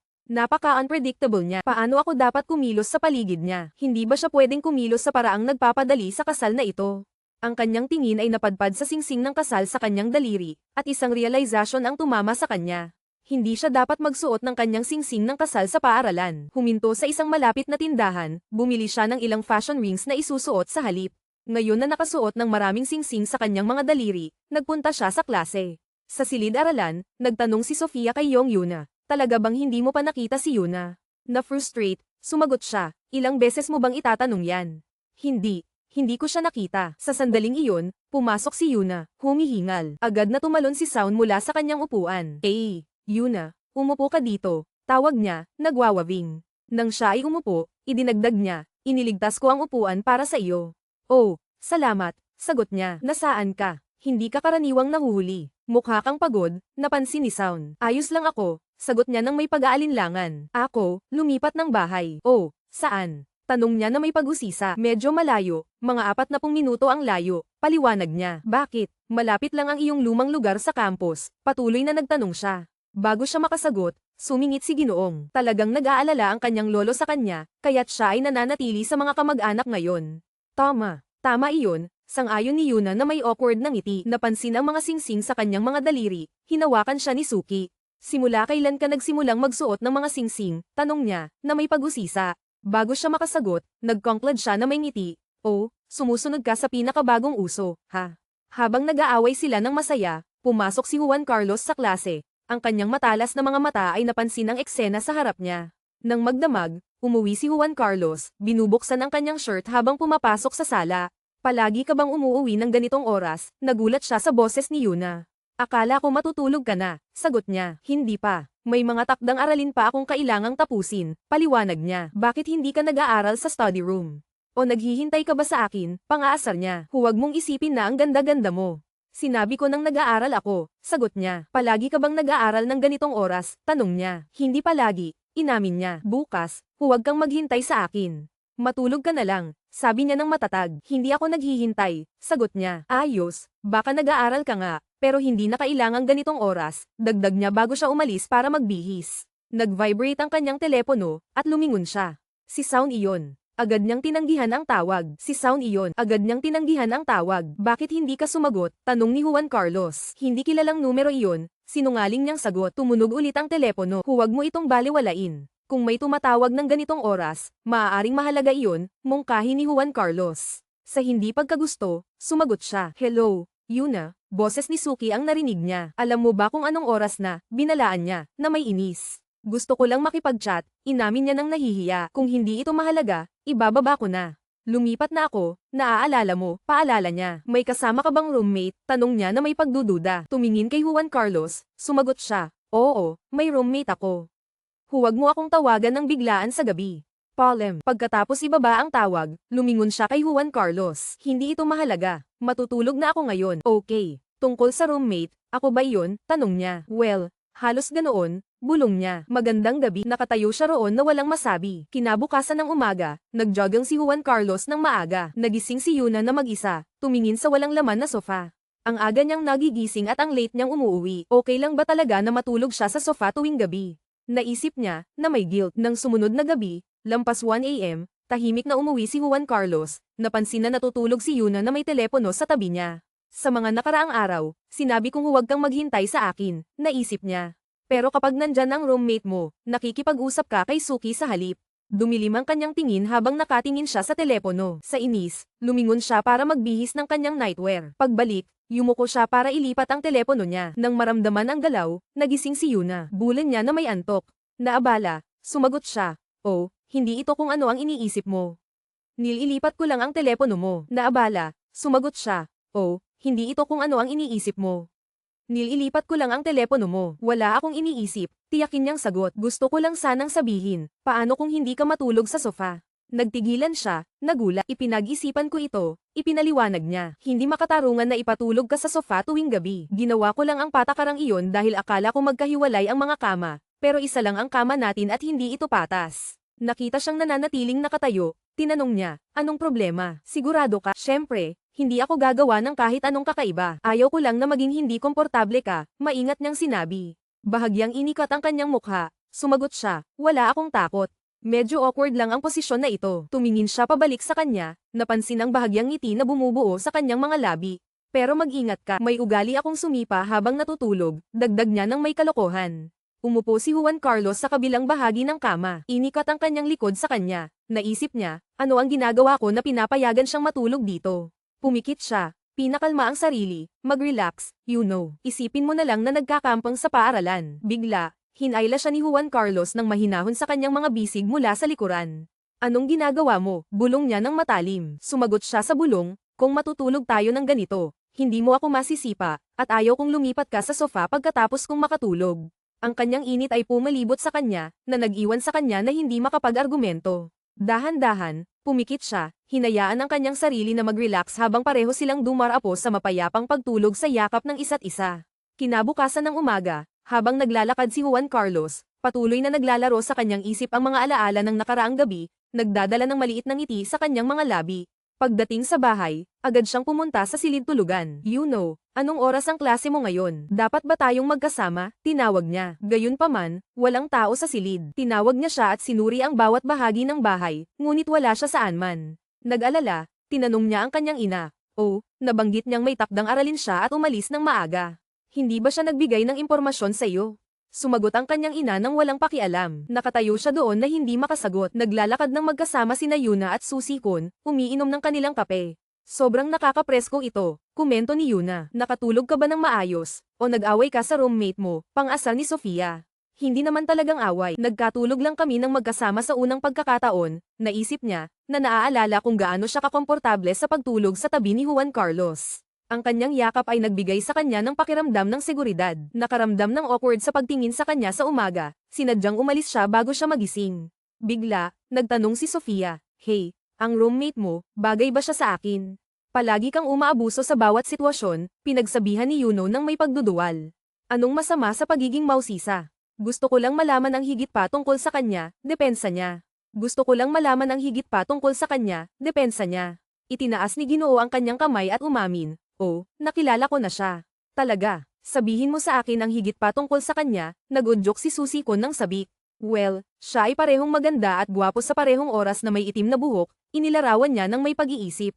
Humarap si Susie Kon kay Yuna. Pakilala mo ako sa kanya. Magkaibigan tayo. Pagkatapos ng lahat, humiling siya na may nakakalokong ngiti. Sa sandaling iyon, lumapit si Juan Carlos sa grupo. Magandang hapon, batiin niya. Lahat maliban kay Yuno ay sumagot, magandang hapon, Ginoong Kang. Nagtagpo ang kanilang mga mata, at tumaas ang tensyon sa pagitan nila.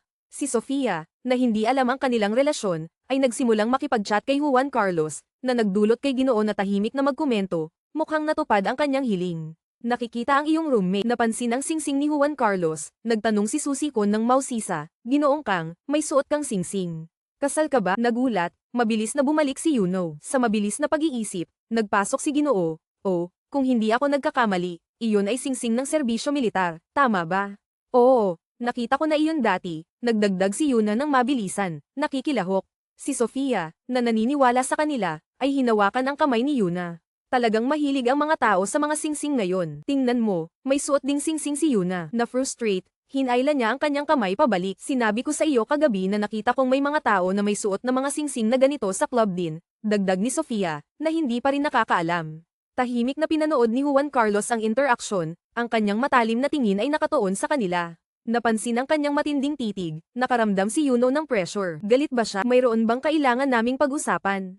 Naisip niya, sa bahay sa gabing iyon, maingat na tinanong ni Yuno, bakit ka may suot na singsing ngayon? Hindi ba dapat ay tinatakpan mo ito? Hindi ka ba may suot din? Tinanong niya pabalik. Oo, pero kahit papaano ay tinatakpan ko ito ng ibang mga singsing, ipinaliwanag niya. Bakit? Natatakot ka bang mapansin ni Susie Kon? Tanong niya ng tuwid. Bakit mo siya binanggit? Binaling niya. Dahil siya, huminto si Juan Carlos, napagtanto na hindi siya dapat hayaan ang emosyon na makialam sa kanilang kontratang kasal. Nang walang ibang salita, mahigpit niyang hinawakan ang kanyang kamay. Huwag kailanman tanggalin ang singsing na ito. Utos niya. Lumaki ang kanyang mga mata, namula ang kanyang mukha sa kanyang matinding pag-uugali. Hinayla niya ang kanyang kamay. Sumigaw, bakit ka ganyan? Naglalaro ka ba sa aking mga damdamin o ano? Naglalaro ng ano? Ikaw ang asawa ko, ayon sa ating kontrata, sagot niya. Ikaw ang nagpilit sa isang kasal na walang emosyon. Sinusunod mo lang ba ang kontrata? O ano ang tungkol sa iyong mga damdamin? Hamon niya. Nakatayo siya doon na hindi makahanap ng sagot. Mamaya sa gabing iyon, habang nakahiga sila sa kama, nagmuni-muni si Juan Carlos, mga damdamin. Wala silang halaga. Lahat ng ginagawa ko ay para lamang gampanan ang aking papel bilang kanyang asawa. Maraming mag-asawa ang nakakaligtas nang hindi kasangkot ang mga damdamin. Dapat ko sanang sinabi iyon, pero bakit hindi ko magawa? Kinabukasan sa agahan, tinanong ni Ginang. Kang, may plano na ba kayong dalawa para sa inyong honeymoon? Hindi maganda na ipagpaliban ito ng masyadong mahaba pagkatapos ng kasal. Juan Carlos, huwag masyadong abala. Dalhin mo ang iyong asawa sa bakasyon. Nag-iisip kaming pumunta sa Guam, sagot ni Yuna. Ayos lang iyon, sumigaw si Jikang. Kailan ninyo balak umalis? Sa simula ng tag-init, masiglang tanong ni Ginang. Kang, oo, tama iyon, sumang-ayon si Juan Carlos. Nasa proseso pa kami ng pag-aayos ng mga petsa batay sa aking proyekto, dagdag ni Yuno. Kung gayon, tara na at mamili ngayong katapusan ng linggo, masiglang mungkahi ni Ginang. Kang, nag-atubiling tumango si Yuno. Sige, ma'am. Mamaya sa mall, sinubukan ni Yuno ang isang magandang damit na pinili ni Ginang. Kang, ma'am, sa tingin ko sapat na ang t-shirts at shorts, tumutol siya. Maaari kang bumili ng gusto mo mamaya, pero gusto kong bilhin ito para sa iyo. Ang ganda-ganda mo dito, matamis na iginiit ni Ginang. Kang, salamat, ma'am, taos-pusong sagot ni Yuno. Habang nandito tayo, tara na at kumain tayo ng magkasama, mungkahi ni Ginang. Kang, gusto ko iyon, masiglang sagot ni Yuno. Habang sila ay umaalis, may tumawag mula sa likuran. Yuno. Hi. So pareho silang lumingon at natigilan si Yuno, nagulat na makita si Sujan na nakatayo roon. Oh, ikaw nga, ang tagal na. Auntie, masiglang bati ni Sujan. Ang kanyang mga mata ay lumipat kay Yuno, lumalaki sa gulat. Yuno, anong ginagawa mo kasama si Aunt Haisok? Nakatayo si Yuno doon na hindi makagalaw, nahihirapang sumagot. Oh, Sujan, ikaw pala. Akala ko ibang tao, stammer niya. Pero mabilis na naalala ni Ginang. Kang ang kanilang kasunduan na itago ang kasal sa campus. Si Aunt Haisok ay kaibigan ng aking ina, at nagkita kami ng aksidente kanina. Oh, talaga? Alam mo bang siya ang ina ni Gino Kang? Tanong ni Sujan.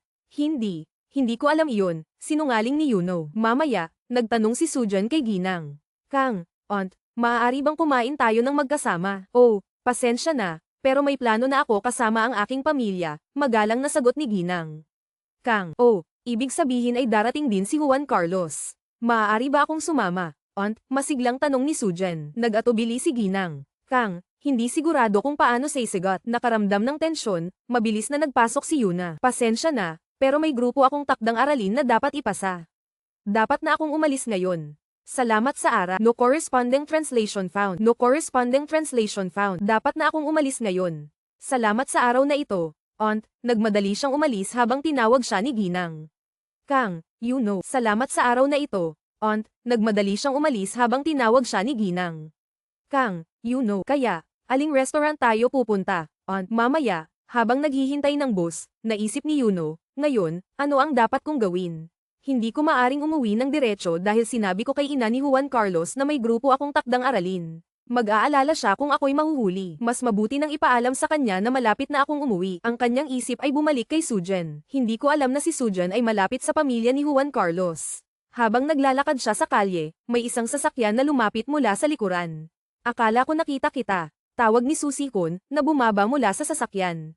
Anong ginagawa mo dito? Tanong niya, nagulat. Kakatapos ko lang ihatid ang isang tao sa dorm, paliwanag niya nang walang pakialam.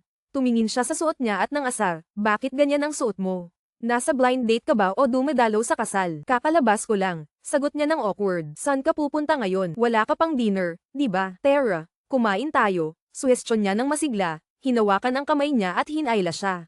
Samantala, sa TJ Corp, nakaupo si Juan Carlos sa kanyang desk, nakatitig sa kanyang telepono. Napansin ito ng kaibigan niyang si Minjin at lumapit. Anong tinitingnan mo? Zinend sa akin ng nanay ko ang address ng restaurant, sagot ni Juan Carlos. Tumawa si Minjin. Hindi ba sikat ang lugar na yan para sa mga date? Baka gusto kanyang makasama dahil kasama niya si Yuna. Nang maisip ang posibilidad, biglang tumayo si Juan Carlos. Salamat, Minjin, sabi niya, mabilis na umalis. Mukhang hindi maganda ang mood ni Yuna kanina. Baka ito ang makapagpasaya sa kanya. Sa restaurant, inutusan ng hostess si Juan Carlos na pumunta sa isang pribadong silid. Pumasok siya, handang sorpresahin si Yuna. Oh, Juan Carlos, nandito ka, masiglang bati ni Ginang. Kang, oo, ma'am, sagot niya, umupo. Lumiko siya at nagulat. Sujan, anong ginagawa mo dito? Hindi ka ba namimili, ma'am? Ngumiti si Sujan ng maliwanag. Nagkita kami kanina, nakita pa namin si Choi Yuna, pero umalis siya. Kilala mo siya, di ba? Dagdag niya ng walang pakialam.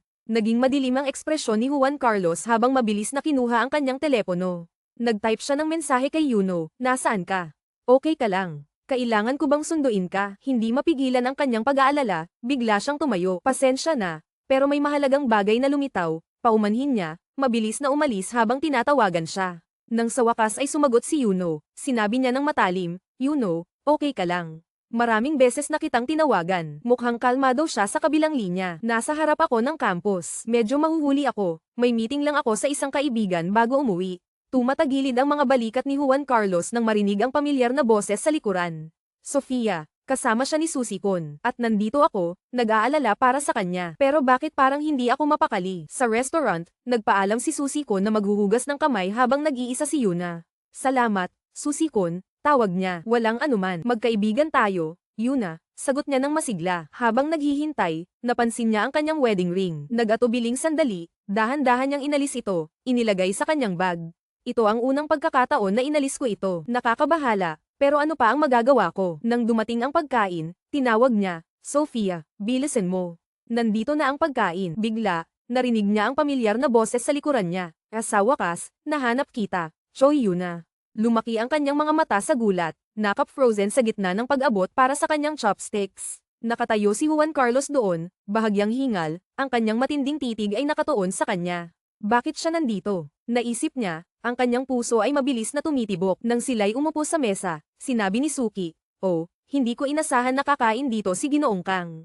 Pasensya na kung naabala ko ang inyong date, mahinahon na sinabi ni Juan Carlos. Oh, hindi ito date. Nagkataon lang na nakita ko si Yuna na naglalakad mag-isa sa kalye, nakatungo, kaya inimbitahan ko siya dito, nilinaw ni Sino. Mabuti kang kaibigan, komento ni Juan Carlos. Nakaramdam ng hiya, sumagot si Yuna, kung patuloy kang magsasalita, uuwi na lang ako. Oh, Yuna, kumain ka muna, hinikayat ni Suki, inaalok siya ng pagkain gamit ang kanyang chopsticks. Kaya kong kumain mag-isa, mumog niya, palihim na tumitingin kay Juan Carlos, na nakaupo doon na may madilim na ekspresyon. Nang umalis sila sa restaurant, inaalok ni Suki, hayaan mong ihatid kita. Masyadong malayo ang bahay mo. Kaya kong sumakay ng bus, sagot niya. Paano kung ihatid kita? Mukhang nasa parehong direksyon ng bahay ni Yuna ang bahay ko, mungkahi ni Juan Carlos. Ginoong Kang, alam mo ba kung saan siya nakatira? Kahit ako, hindi ko alam, tanong ni Suki na may pagkamausisa. Masyado mo nang pinapakita, Juan Carlos, naisip ni Yuna na kinakabahan. Hindi, nakita ko lang si Yuna sa paligid ng aking lugar, maayos na sagot ni Juan Carlos. Oh, magandang balita. Pwede mo ba siyang ihatid? Tanong ni Sino na masigla. Masyado ba siyang inosente o ano? Naisip ni Yuna. Syempre, sagot ni Juan Carlos, nakangiti. Sa ganitong kaso, mauuna na ako. Nakatayo ang kotse ko sa malayo, sabi ni Sino habang nagpaalam. Nang umalis siya, humarap si Juan Carlos kay Yuna. Uuwi na tayo. Una ka na. Darating ako mamaya, iginiit niya. Hindi ako dumating dito para umalis na mag-isa, matigas na pahayag niya. Bakit ka nga nandito? Para gawing hindi komportable ang lahat, sagot niya. Ano ang magagawa ko? Hindi mo sinagot ang mga tawag ko at sumama ka sa ibang lalaki, sagot niya. Hindi siya ibang lalaki, kaibigan ko siya. Ano naman si Sujin? Tanong niya, halatang naiinis. Naiinggit ka ba? Kaya hindi ka sumama sa amin sa hapunan? Tanong niya, ang kanyang mga mata ay humigpit. Naiinggit ka ba? Kaya hindi ka sumama sa amin sa hapunan? Tanong niya, ang kanyang mga mata ay humigpit. Naiinggit sa anong bagay? Hindi ako sumama dahil gusto kong itago ang ating kasal at hindi gawing mahirap para kay nanay, sagot niya. Bahagyang umiwas, idinagdag niya, ayoko ng amoy ng karne sa aking mga damit, kaya maglalakad na lang ako hanggang makatulog si nanay. Habang naglalakad siya mag-isa sa kalye, nakatayo si Juan Carlos doon, pinapanood ang kanyang naglalakad na anyo. Bigla, humakbang siya pasulong at nahabol siya, pinagsama ang kanilang mga daliri, nagulat siya nang makatagpo ang kanyang matalim na titig. Namumula, naisip niya, bakit siya kumikilos ng ganito? At bakit ako masaya? Nang pumasok sila sa isang malapit na parke, naisip niya, ano ang iniisip niya tuwing hinahawakan niya ako ng ganito? Hawakan ba niya ang aking kamay para lang hindi ako makaalis? Dapat ko bang bitawan? Nang sinubukan niyang bawiin ang kanyang kamay, pinigilan niya ang kanyang pagkakahawak. Itinaas ang kanilang magkakahawak na kamay, tinanong niya, analis mo ba ang iyong singsing? Nagulat, mabilis niyang ipinaliwanag, wala akong ibang singsing na suot, kaya inalis ko ito para maging maingat. Naghalungkat siya sa kanyang bag at ipinakita sa kanya ang singsing. Nang walang salita, maingat na kinuha niya ang singsing mula sa kanya at isinuot ito muli sa kanyang daliri. Uminit ang kanyang mga pisngi habang pinigilan niya ang kanyang pagkakahawak sa kanyang kamay muli, dinadala siya sa mas malalim sa parke. Juan Carlos, tingnan mo rito, tawag niya, tumakbo patungo sa isang kama ng mga rosas. Inamoy ang kanilang bango, siya'y ngumiti. Juan Carlos, halika rito. Ang bango nila, nakatayo siya nang hindi gumagalaw, pinapanood siya ng may malambot na mga mata. Nais kong maging tao kang hinahanap mo kapag kailangan mo ng lugar na takasan. Gusto kong ngumiti ka para sa akin. Gusto kong malaman ang lahat tungkol sa iyo. Sinubukan kong pigilan ang mga damdaming ito, ngunit mahirap dahil ang katawan ko ay kumikilos ng mag-isa. Para bang mga paru-paro na sumusubok na makatakas mula sa kanilang hawla.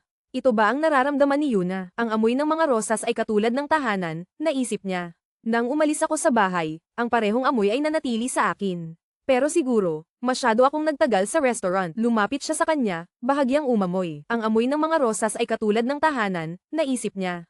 Oh, naamoy mo pa rin ang mga rosas, napansin niya.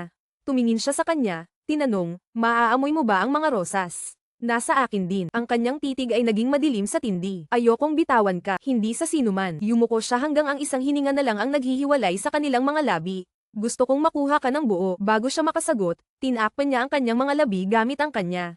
Nagulat ngunit handang sumagot, bumeso siya pabalik, niyayakap siya habang hinahatak siya palapit. Nawawala sa yakap ng isa't isa, naramdaman nila ang init at kaligayahan na pumalit sa lahat ng mga pagdududa na bumigat sa kanila. Sa wakas, may mga ngiti sa kanilang mga mukha, na para bang ang mga paru-parong itinago nila ay sa wakas ay nakawala. Nang dumating ang bakasyon sa tag-init, sa wakas ay nagpunta sila para sa kanilang honeymoon.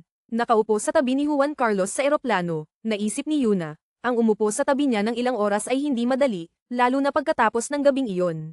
Ilang linggo na ang lumipas, ngunit walang nangyaring makabuluhan sa pagitan nila mula noon. Hindi pa nga nila napag-usapan ang halik, mayroon bang tunay na damdamin sa likod nito? Naisip niya, lumapit ang isang air hostess kay Juan Carlos. Ginoo, kailangan mo ba ng anuman? Tanong niya. Hindi. Ayos lang ako, sagot niya ng magalang. Nang siya'y umalis, lumapit si Juan Carlos kay Yuna. Kailangan ko ng kaunting tulong dito. Pakiusap, paulit-ulit na lang ang tanong na ito. Ano ang magagawa ko? Ang iyong nanay ay nanganak ng napakagwapo na anak, biro niya.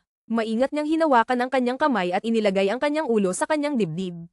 Ang ibig kong sabihin ay, manatili ka lang ganyan. Tumingin siya sa kanilang magkakahawak na kamay sa loob ng isang sandali bago ipinikit ang kanyang mga mata, natagpuan ang ginhawa sa kanyang presensya.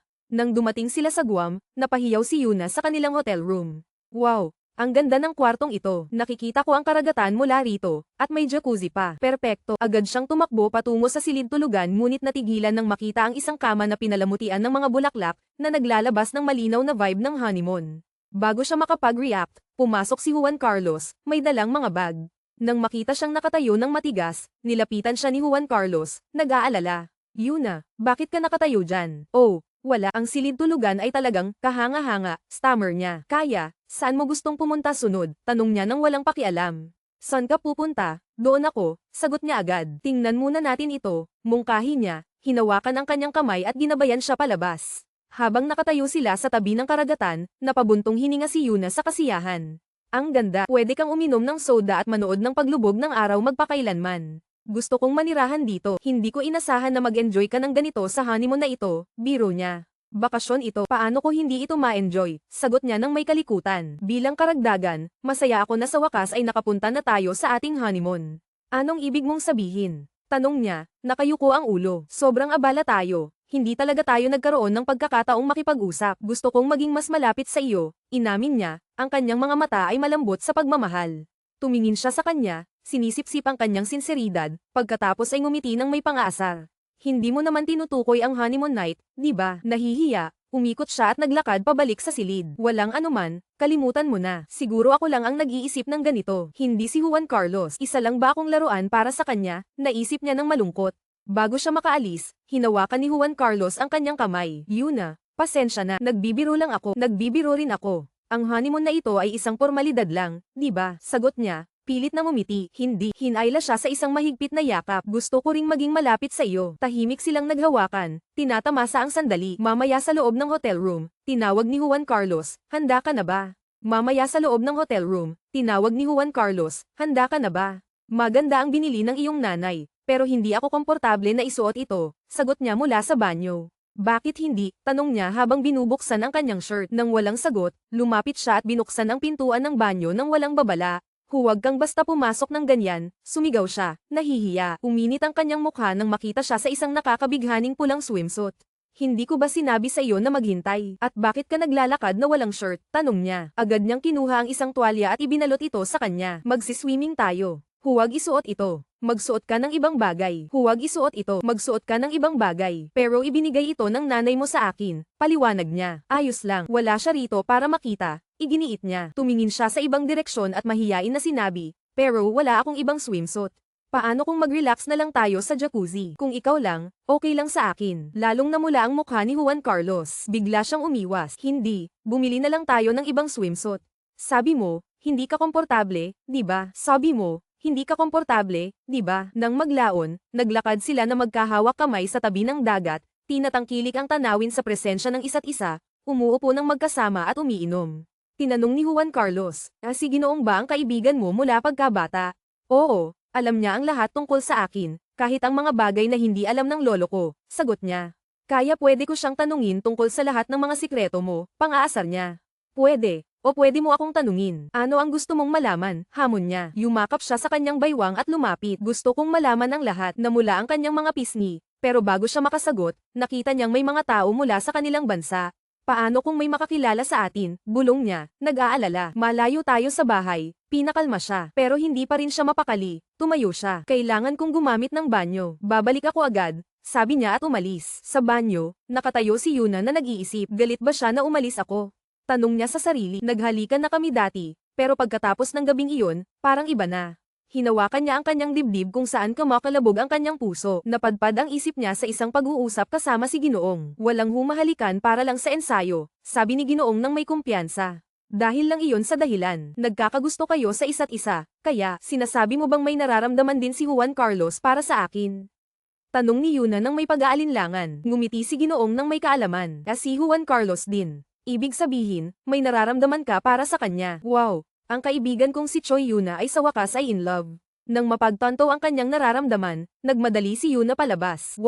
Tawag niya pero bigla siyang huminto, lumaki ang kanyang mga mata sa gulat. Nakaupo sa tabi ni Juan Carlos si Sujan, nakahawak sa kanyang braso. Oh, Choi Yuna, nandito ka rin. Dumating ka ba kasama si Yungon? Masayang tanong ni Sujan. Nakatayo si Yuna na parang na-stun, hindi makapaniwala sa kanyang nakikita. Bumabagsak ang kanyang puso sa hindi inaasahang lapit nila. Pero nang makabawi, tinanong ni Yuna, nandito ka rin ba para sa bakasyon? Sa kasamaang palad, hindi, nandito ako para sa photoshoot. Dapat sana bakasyon ito, sagot ni Sujan na may malungkot na mukha. Pero hindi ako may bored dahil nandito rin si Juan Carlos. In-order pa niya ang paborito kong inumin. Tingnan mo, dagdag niya ng masaya, nakadikit kay Juan Carlos. Hindi ba iyon ang inumin ko?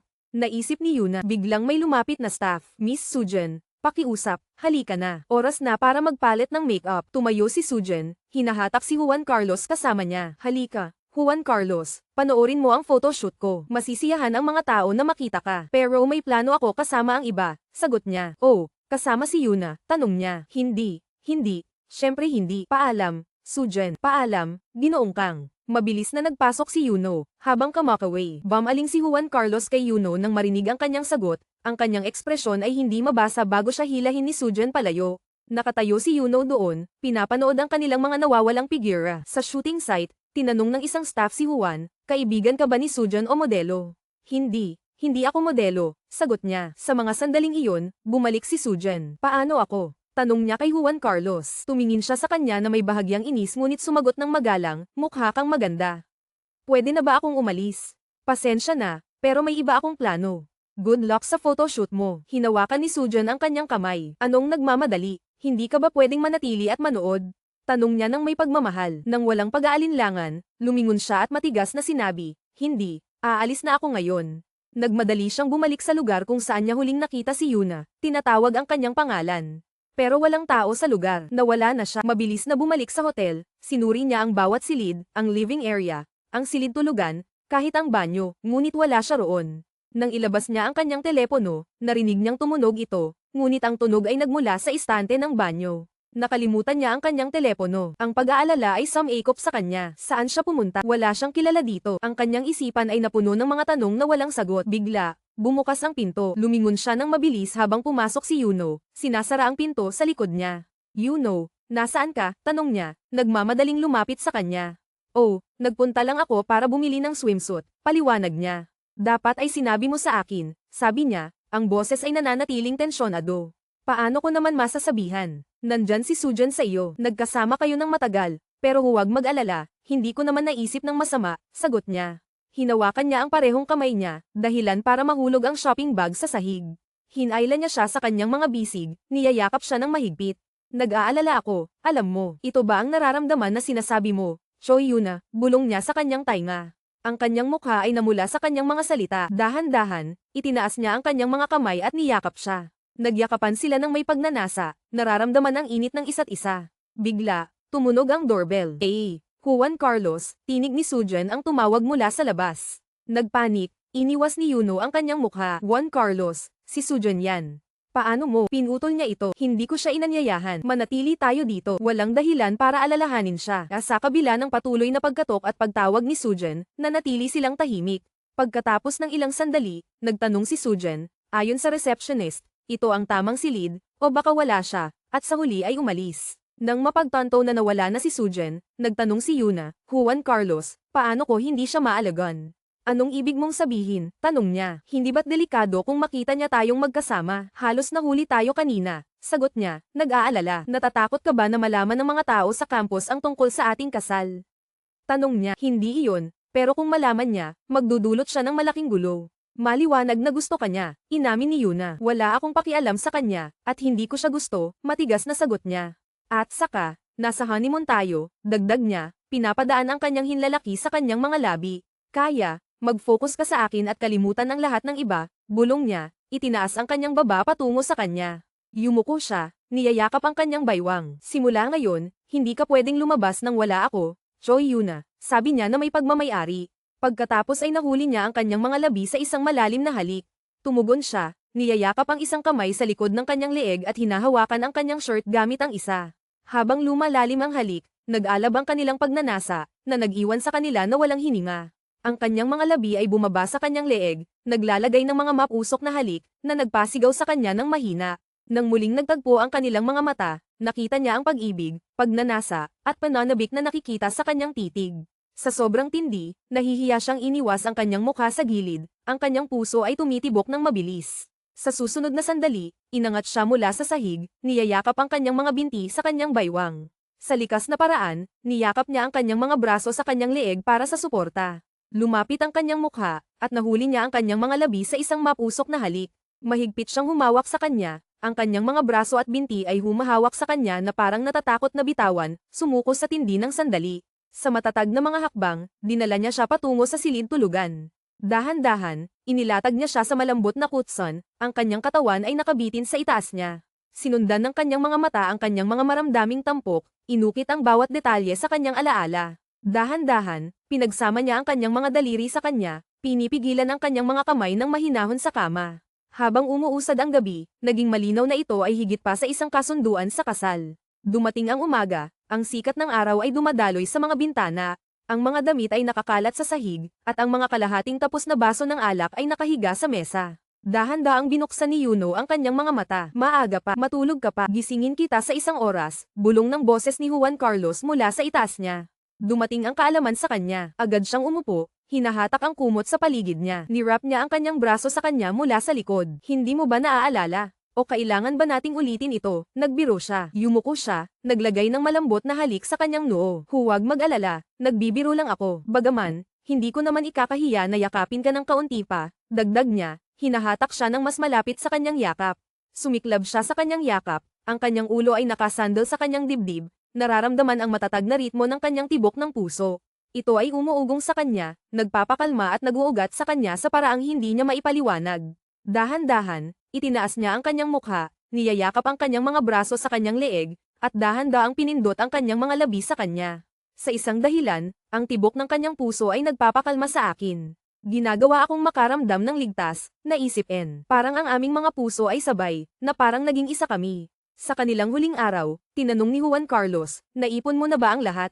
Napansin na nakatayo siya sa labas mag-isa, lumapit siya at nagtanong, anong ginagawa mo dito mag-isa? Gusto kong tawagan si Lolo, sagot ni Yuno. Nirap niya ang kanyang mga braso sa kanya mula sa likod, Ulong, huwag kang mag-isa dito. Mas lalo lang siyang mag-aalala. Nang kumonekta ang tawag, nagtanong si Lolo ng may init, kamusta kayong dalawa? Samantala, nagreklamo ang kanyang tiyahin ng may biro, bakit ka tumatawag ngayon? Sa huling araw mo lang, pasensya na, sagot ni Juan Carlos ng maayos. Sobrang nahulog kami sa oras na magkasama na nalimutan namin ang oras. Ayos lang yan, nagbiro ang kanyang tiyahin. Nagreklamo ang kanyang tiyahin ng may biro, bakit ka tumatawag ngayon? Sa huling araw mo lang, ibig bang sabihin ay may honeymoon baby na darating? Tumawa si Juan Carlos, niyayakap si Yuna ng mas malapit. Huwag mag-alala, tiya, gagawin namin ang aming makakaya. Kumaway si Juan Carlos sa telepono at sinabi, huwag mag-alala, Lolo. Ingatan ko si Yuno. Nang matapos ang tawag, ngumiti si Yuno. Salamat, Juan Carlos. Mukhang talagang masaya si Lolo. At ikaw, tanong niya ng malambing, ang kanyang titig ay puno ng pagmamahal. Nakatingin sa karagatan, sumagot siya, masaya rin ako, nakikita si Lolo na masaya. Natutuwa ako, sagot niya, ang kanyang mga mata ay puno ng pagmamahal. Pagbalik sa bahay, bumisita sila kay Giyong. Talagang mukhang mag-asawa kayong bagong kasal, nagbiro siya. Tigilan mo na ang pagbibiro, umungol si Yuno. Pero parang may kakaiba sa iyo, Yuno. Huwag mong sabihing may nangyari sa honeymoon, pinilit ni Giyong na may nakakaalam ng ngiti. Tigilan mo na, bulong ni Yuno, iniiwas ang kanyang tingin. Ngumiti si Juan Carlos at nagtanong, pwede bang maghintay ako dito para kay Minjin? Siyempre, sagot ni Giyong. Nang maging mapagbiro, nagdagdag si Juan Carlos, pwede ba akong magtanong tungkol kay Yuno habang naghihintay? Naabala, pinutol ni Yuno, bakit hindi mo na lang ako tanungin ng direkta? Hindi siya pinansin, ngumiti si Giyong. Sigurado ka? Ano ang gusto mong malaman? Totoo bang si Yuno ay nahalikan ng 108 beses? Tanong ni Juan Carlos na may mapaglarong kislap sa kanyang mga mata. 108 beses. Talaga bang sinabi niya iyon? Sumabog si Giyong, tumatawa. Giyong, huwag kang magsalita, pakiusap ni Yuno. Imposible iyon. Wala pa siyang naging kasintahan, ibinulgar ni Giyong. Itinaas ni Juan Carlos ang kanyang kilay. Ano ang kwento sa likod ng ika-108 halik? Bago makasagot si Yuno, dumating si Minjin. Minjin, mabilis na bati niya. Yuno, Giyong. Nice to see you. Pasensya na, pero kailangan na naming umalis. Sabi ni Minjin, tinuturo si Juan Carlos na sumunod. Okay, magkita tayo sa bahay, sabi ni Yuno, halos itinutulak si Juan Carlos palabas ng pinto. Nang bumalik siya, hindi nakatiis si Giyong. 108 halik, muli niyang pinagtawanan. Tigilan mo ang pang-aasar, nagreklamo si Yuno. Tigilan mo ang pang-aasar, nagreklamo si Yuno. Pero sa tingin mo ba ay hindi karapat dapat malaman ng asawa mo, pinilit ni Giyong, patuloy na tumatawa. Sa pamamagitan ng paraan, nakatulong ba ang regalo ko noong honeymoon? Namula si Yuno. Sa totoo lang, may nangyari pang iba. Ano? Tanong ni Giyong, interesado. Ipinaliwanag ni Yuno ang lahat tungkol sa biglaang paglitaw ni Sujan sa kanilang honeymoon. Hindi ko makapaniwala kung hindi ito isang pagkakataon, talagang nagmamasid ba si Sujan kay Gino Kang, nag-isip si Giyong. Baka pagkakataon lang ito dahil hindi ko na siya nakita mula noon, sagot ni Yuno na nag-iisip. Pero kailangan ko ulit ang tulong mo. Okay lang ba? Syempre. Ano iyon? Tanong ni Giyong. Of course na. Ano iyon? Tanong ni Giyong. Bago makapagpaliwanag si Yuno, tumunog ang kanyang telepono. Si Suki iyon. May magandang balita ako para sa iyo. Masiglang anunsyo niya. Ano iyon? Tanong niya. Naalala mo ba ang blind date na pinuntahan ko? Well, in-offeran ako ng internship sa kumpanya ng kaibigan niya. Gusto mo bang sumama? Masigasig na tanong niya. Bakit siya lang ang inaanyayahan mo? Sumingit si Giyong. Anong ginagawa mo nang wala ako? Nagmamasid ako. Sagot ni So. Samantala, naisip ni Yuna, hindi ito masamang ideya. Pero kailangan ko ba ng pahintulot ni Juan Carlos? Dapat ko bang itanong? Nang gabing iyon, umupo si Yuna sa sofa, nag-scroll sa mga detalye ng kumpanya na ipinadala ni Suki kanina. Pumasok si Juan Carlos sa silid, pinapahid ang tuwalya sa kanyang buhok. Akala ko natutulog ka na, sabi niya. Bakit wala kang damit? Stammer niya, tinatakpan ang kanyang mukha. Anong problema? Ito rin ang kwarto ko, sagot niya nang walang pakialam. Yumuko siya at nilalaro ang kanyang pisngi, pinapalaki ang kanyang mukha. Hindi ba normal na makita ang roommate mo na ganito? Pang-aasar niya. Tigilan mo ako. Si Giyong ay nandoon na buong araw, nagreklamo siya. Tinanong ba niya ang tungkol sa regalo niya noon? Ngumisi siya. Oo, tinanong niya. Umamin si Yuno, namumula. Kaya, nagsisisi ka ba na hindi mo ito ginamit? Tanong niya, lumalapit ng mas malapit. Sandali, sigaw niya, inilagay ang kanyang kamay sa kanyang mga labi. May gusto akong pag-usapan. Hindi ko alam kung kailangan ko ang pahintulot mo, pero gusto kong mag-internship, inamin niya. May gusto akong pag-usapan. Hindi ko alam kung kailangan ko ang pahintulot mo, pero gusto kong mag-internship, inamin niya. Huminto siya, iniisip ang kanyang mga salita. Bakit gusto kong gugulin ang natitirang bahagi ng aking bakasyon sa paggawa ng isang mahalagang bagay, nakakakuha ng karanasan, tapat niyang ipinaliwanag. Maaari kang mag-intern sa TJ Corp, mungkahi niya, umupo sa tabi niya at niyakap ang kanyang balikat. Iyan mismo ang ayaw kong mangyari. Gusto kong gawin ito ng mag-isa, iginiit niya. Talaga namang kakaiba ka. Sabi niya na may malambot na tawa. Sige, pero una, may utang ka sa akin na gantimpala. Anong gantimpala? Huwag mong sabihing sinisingil ng korporasyon TJ ang mga empleyado ng ganito. Binalingan niya ng may biro. Magandang ideya yan. Bakit hindi ko naisip yan noon? Nagbiro siya, lumapit pa ng husto. Itinuro niya ang kanyang daliri sa kanyang mga labi at sinabi, walang paraan. Hindi mo ito makukuha ng ganon kadali. Oh, talaga, ngumiti siya. Subukan mong pigilan ako. Hamon niya, pinapalapit ang distansya. Kinabukasan, naghintay si Yuna sa isang kafe. Pumasok si Suki na humihingal. Pasensya na, nahuli ako. Natagalan akong makatulog. Pwede ka namang nag-text sa akin, binalingan niya. Kalimutang iyon. Hindi na natin kailangang suriin ang mga detalye ng kumpanya, masayang anunsyo niya.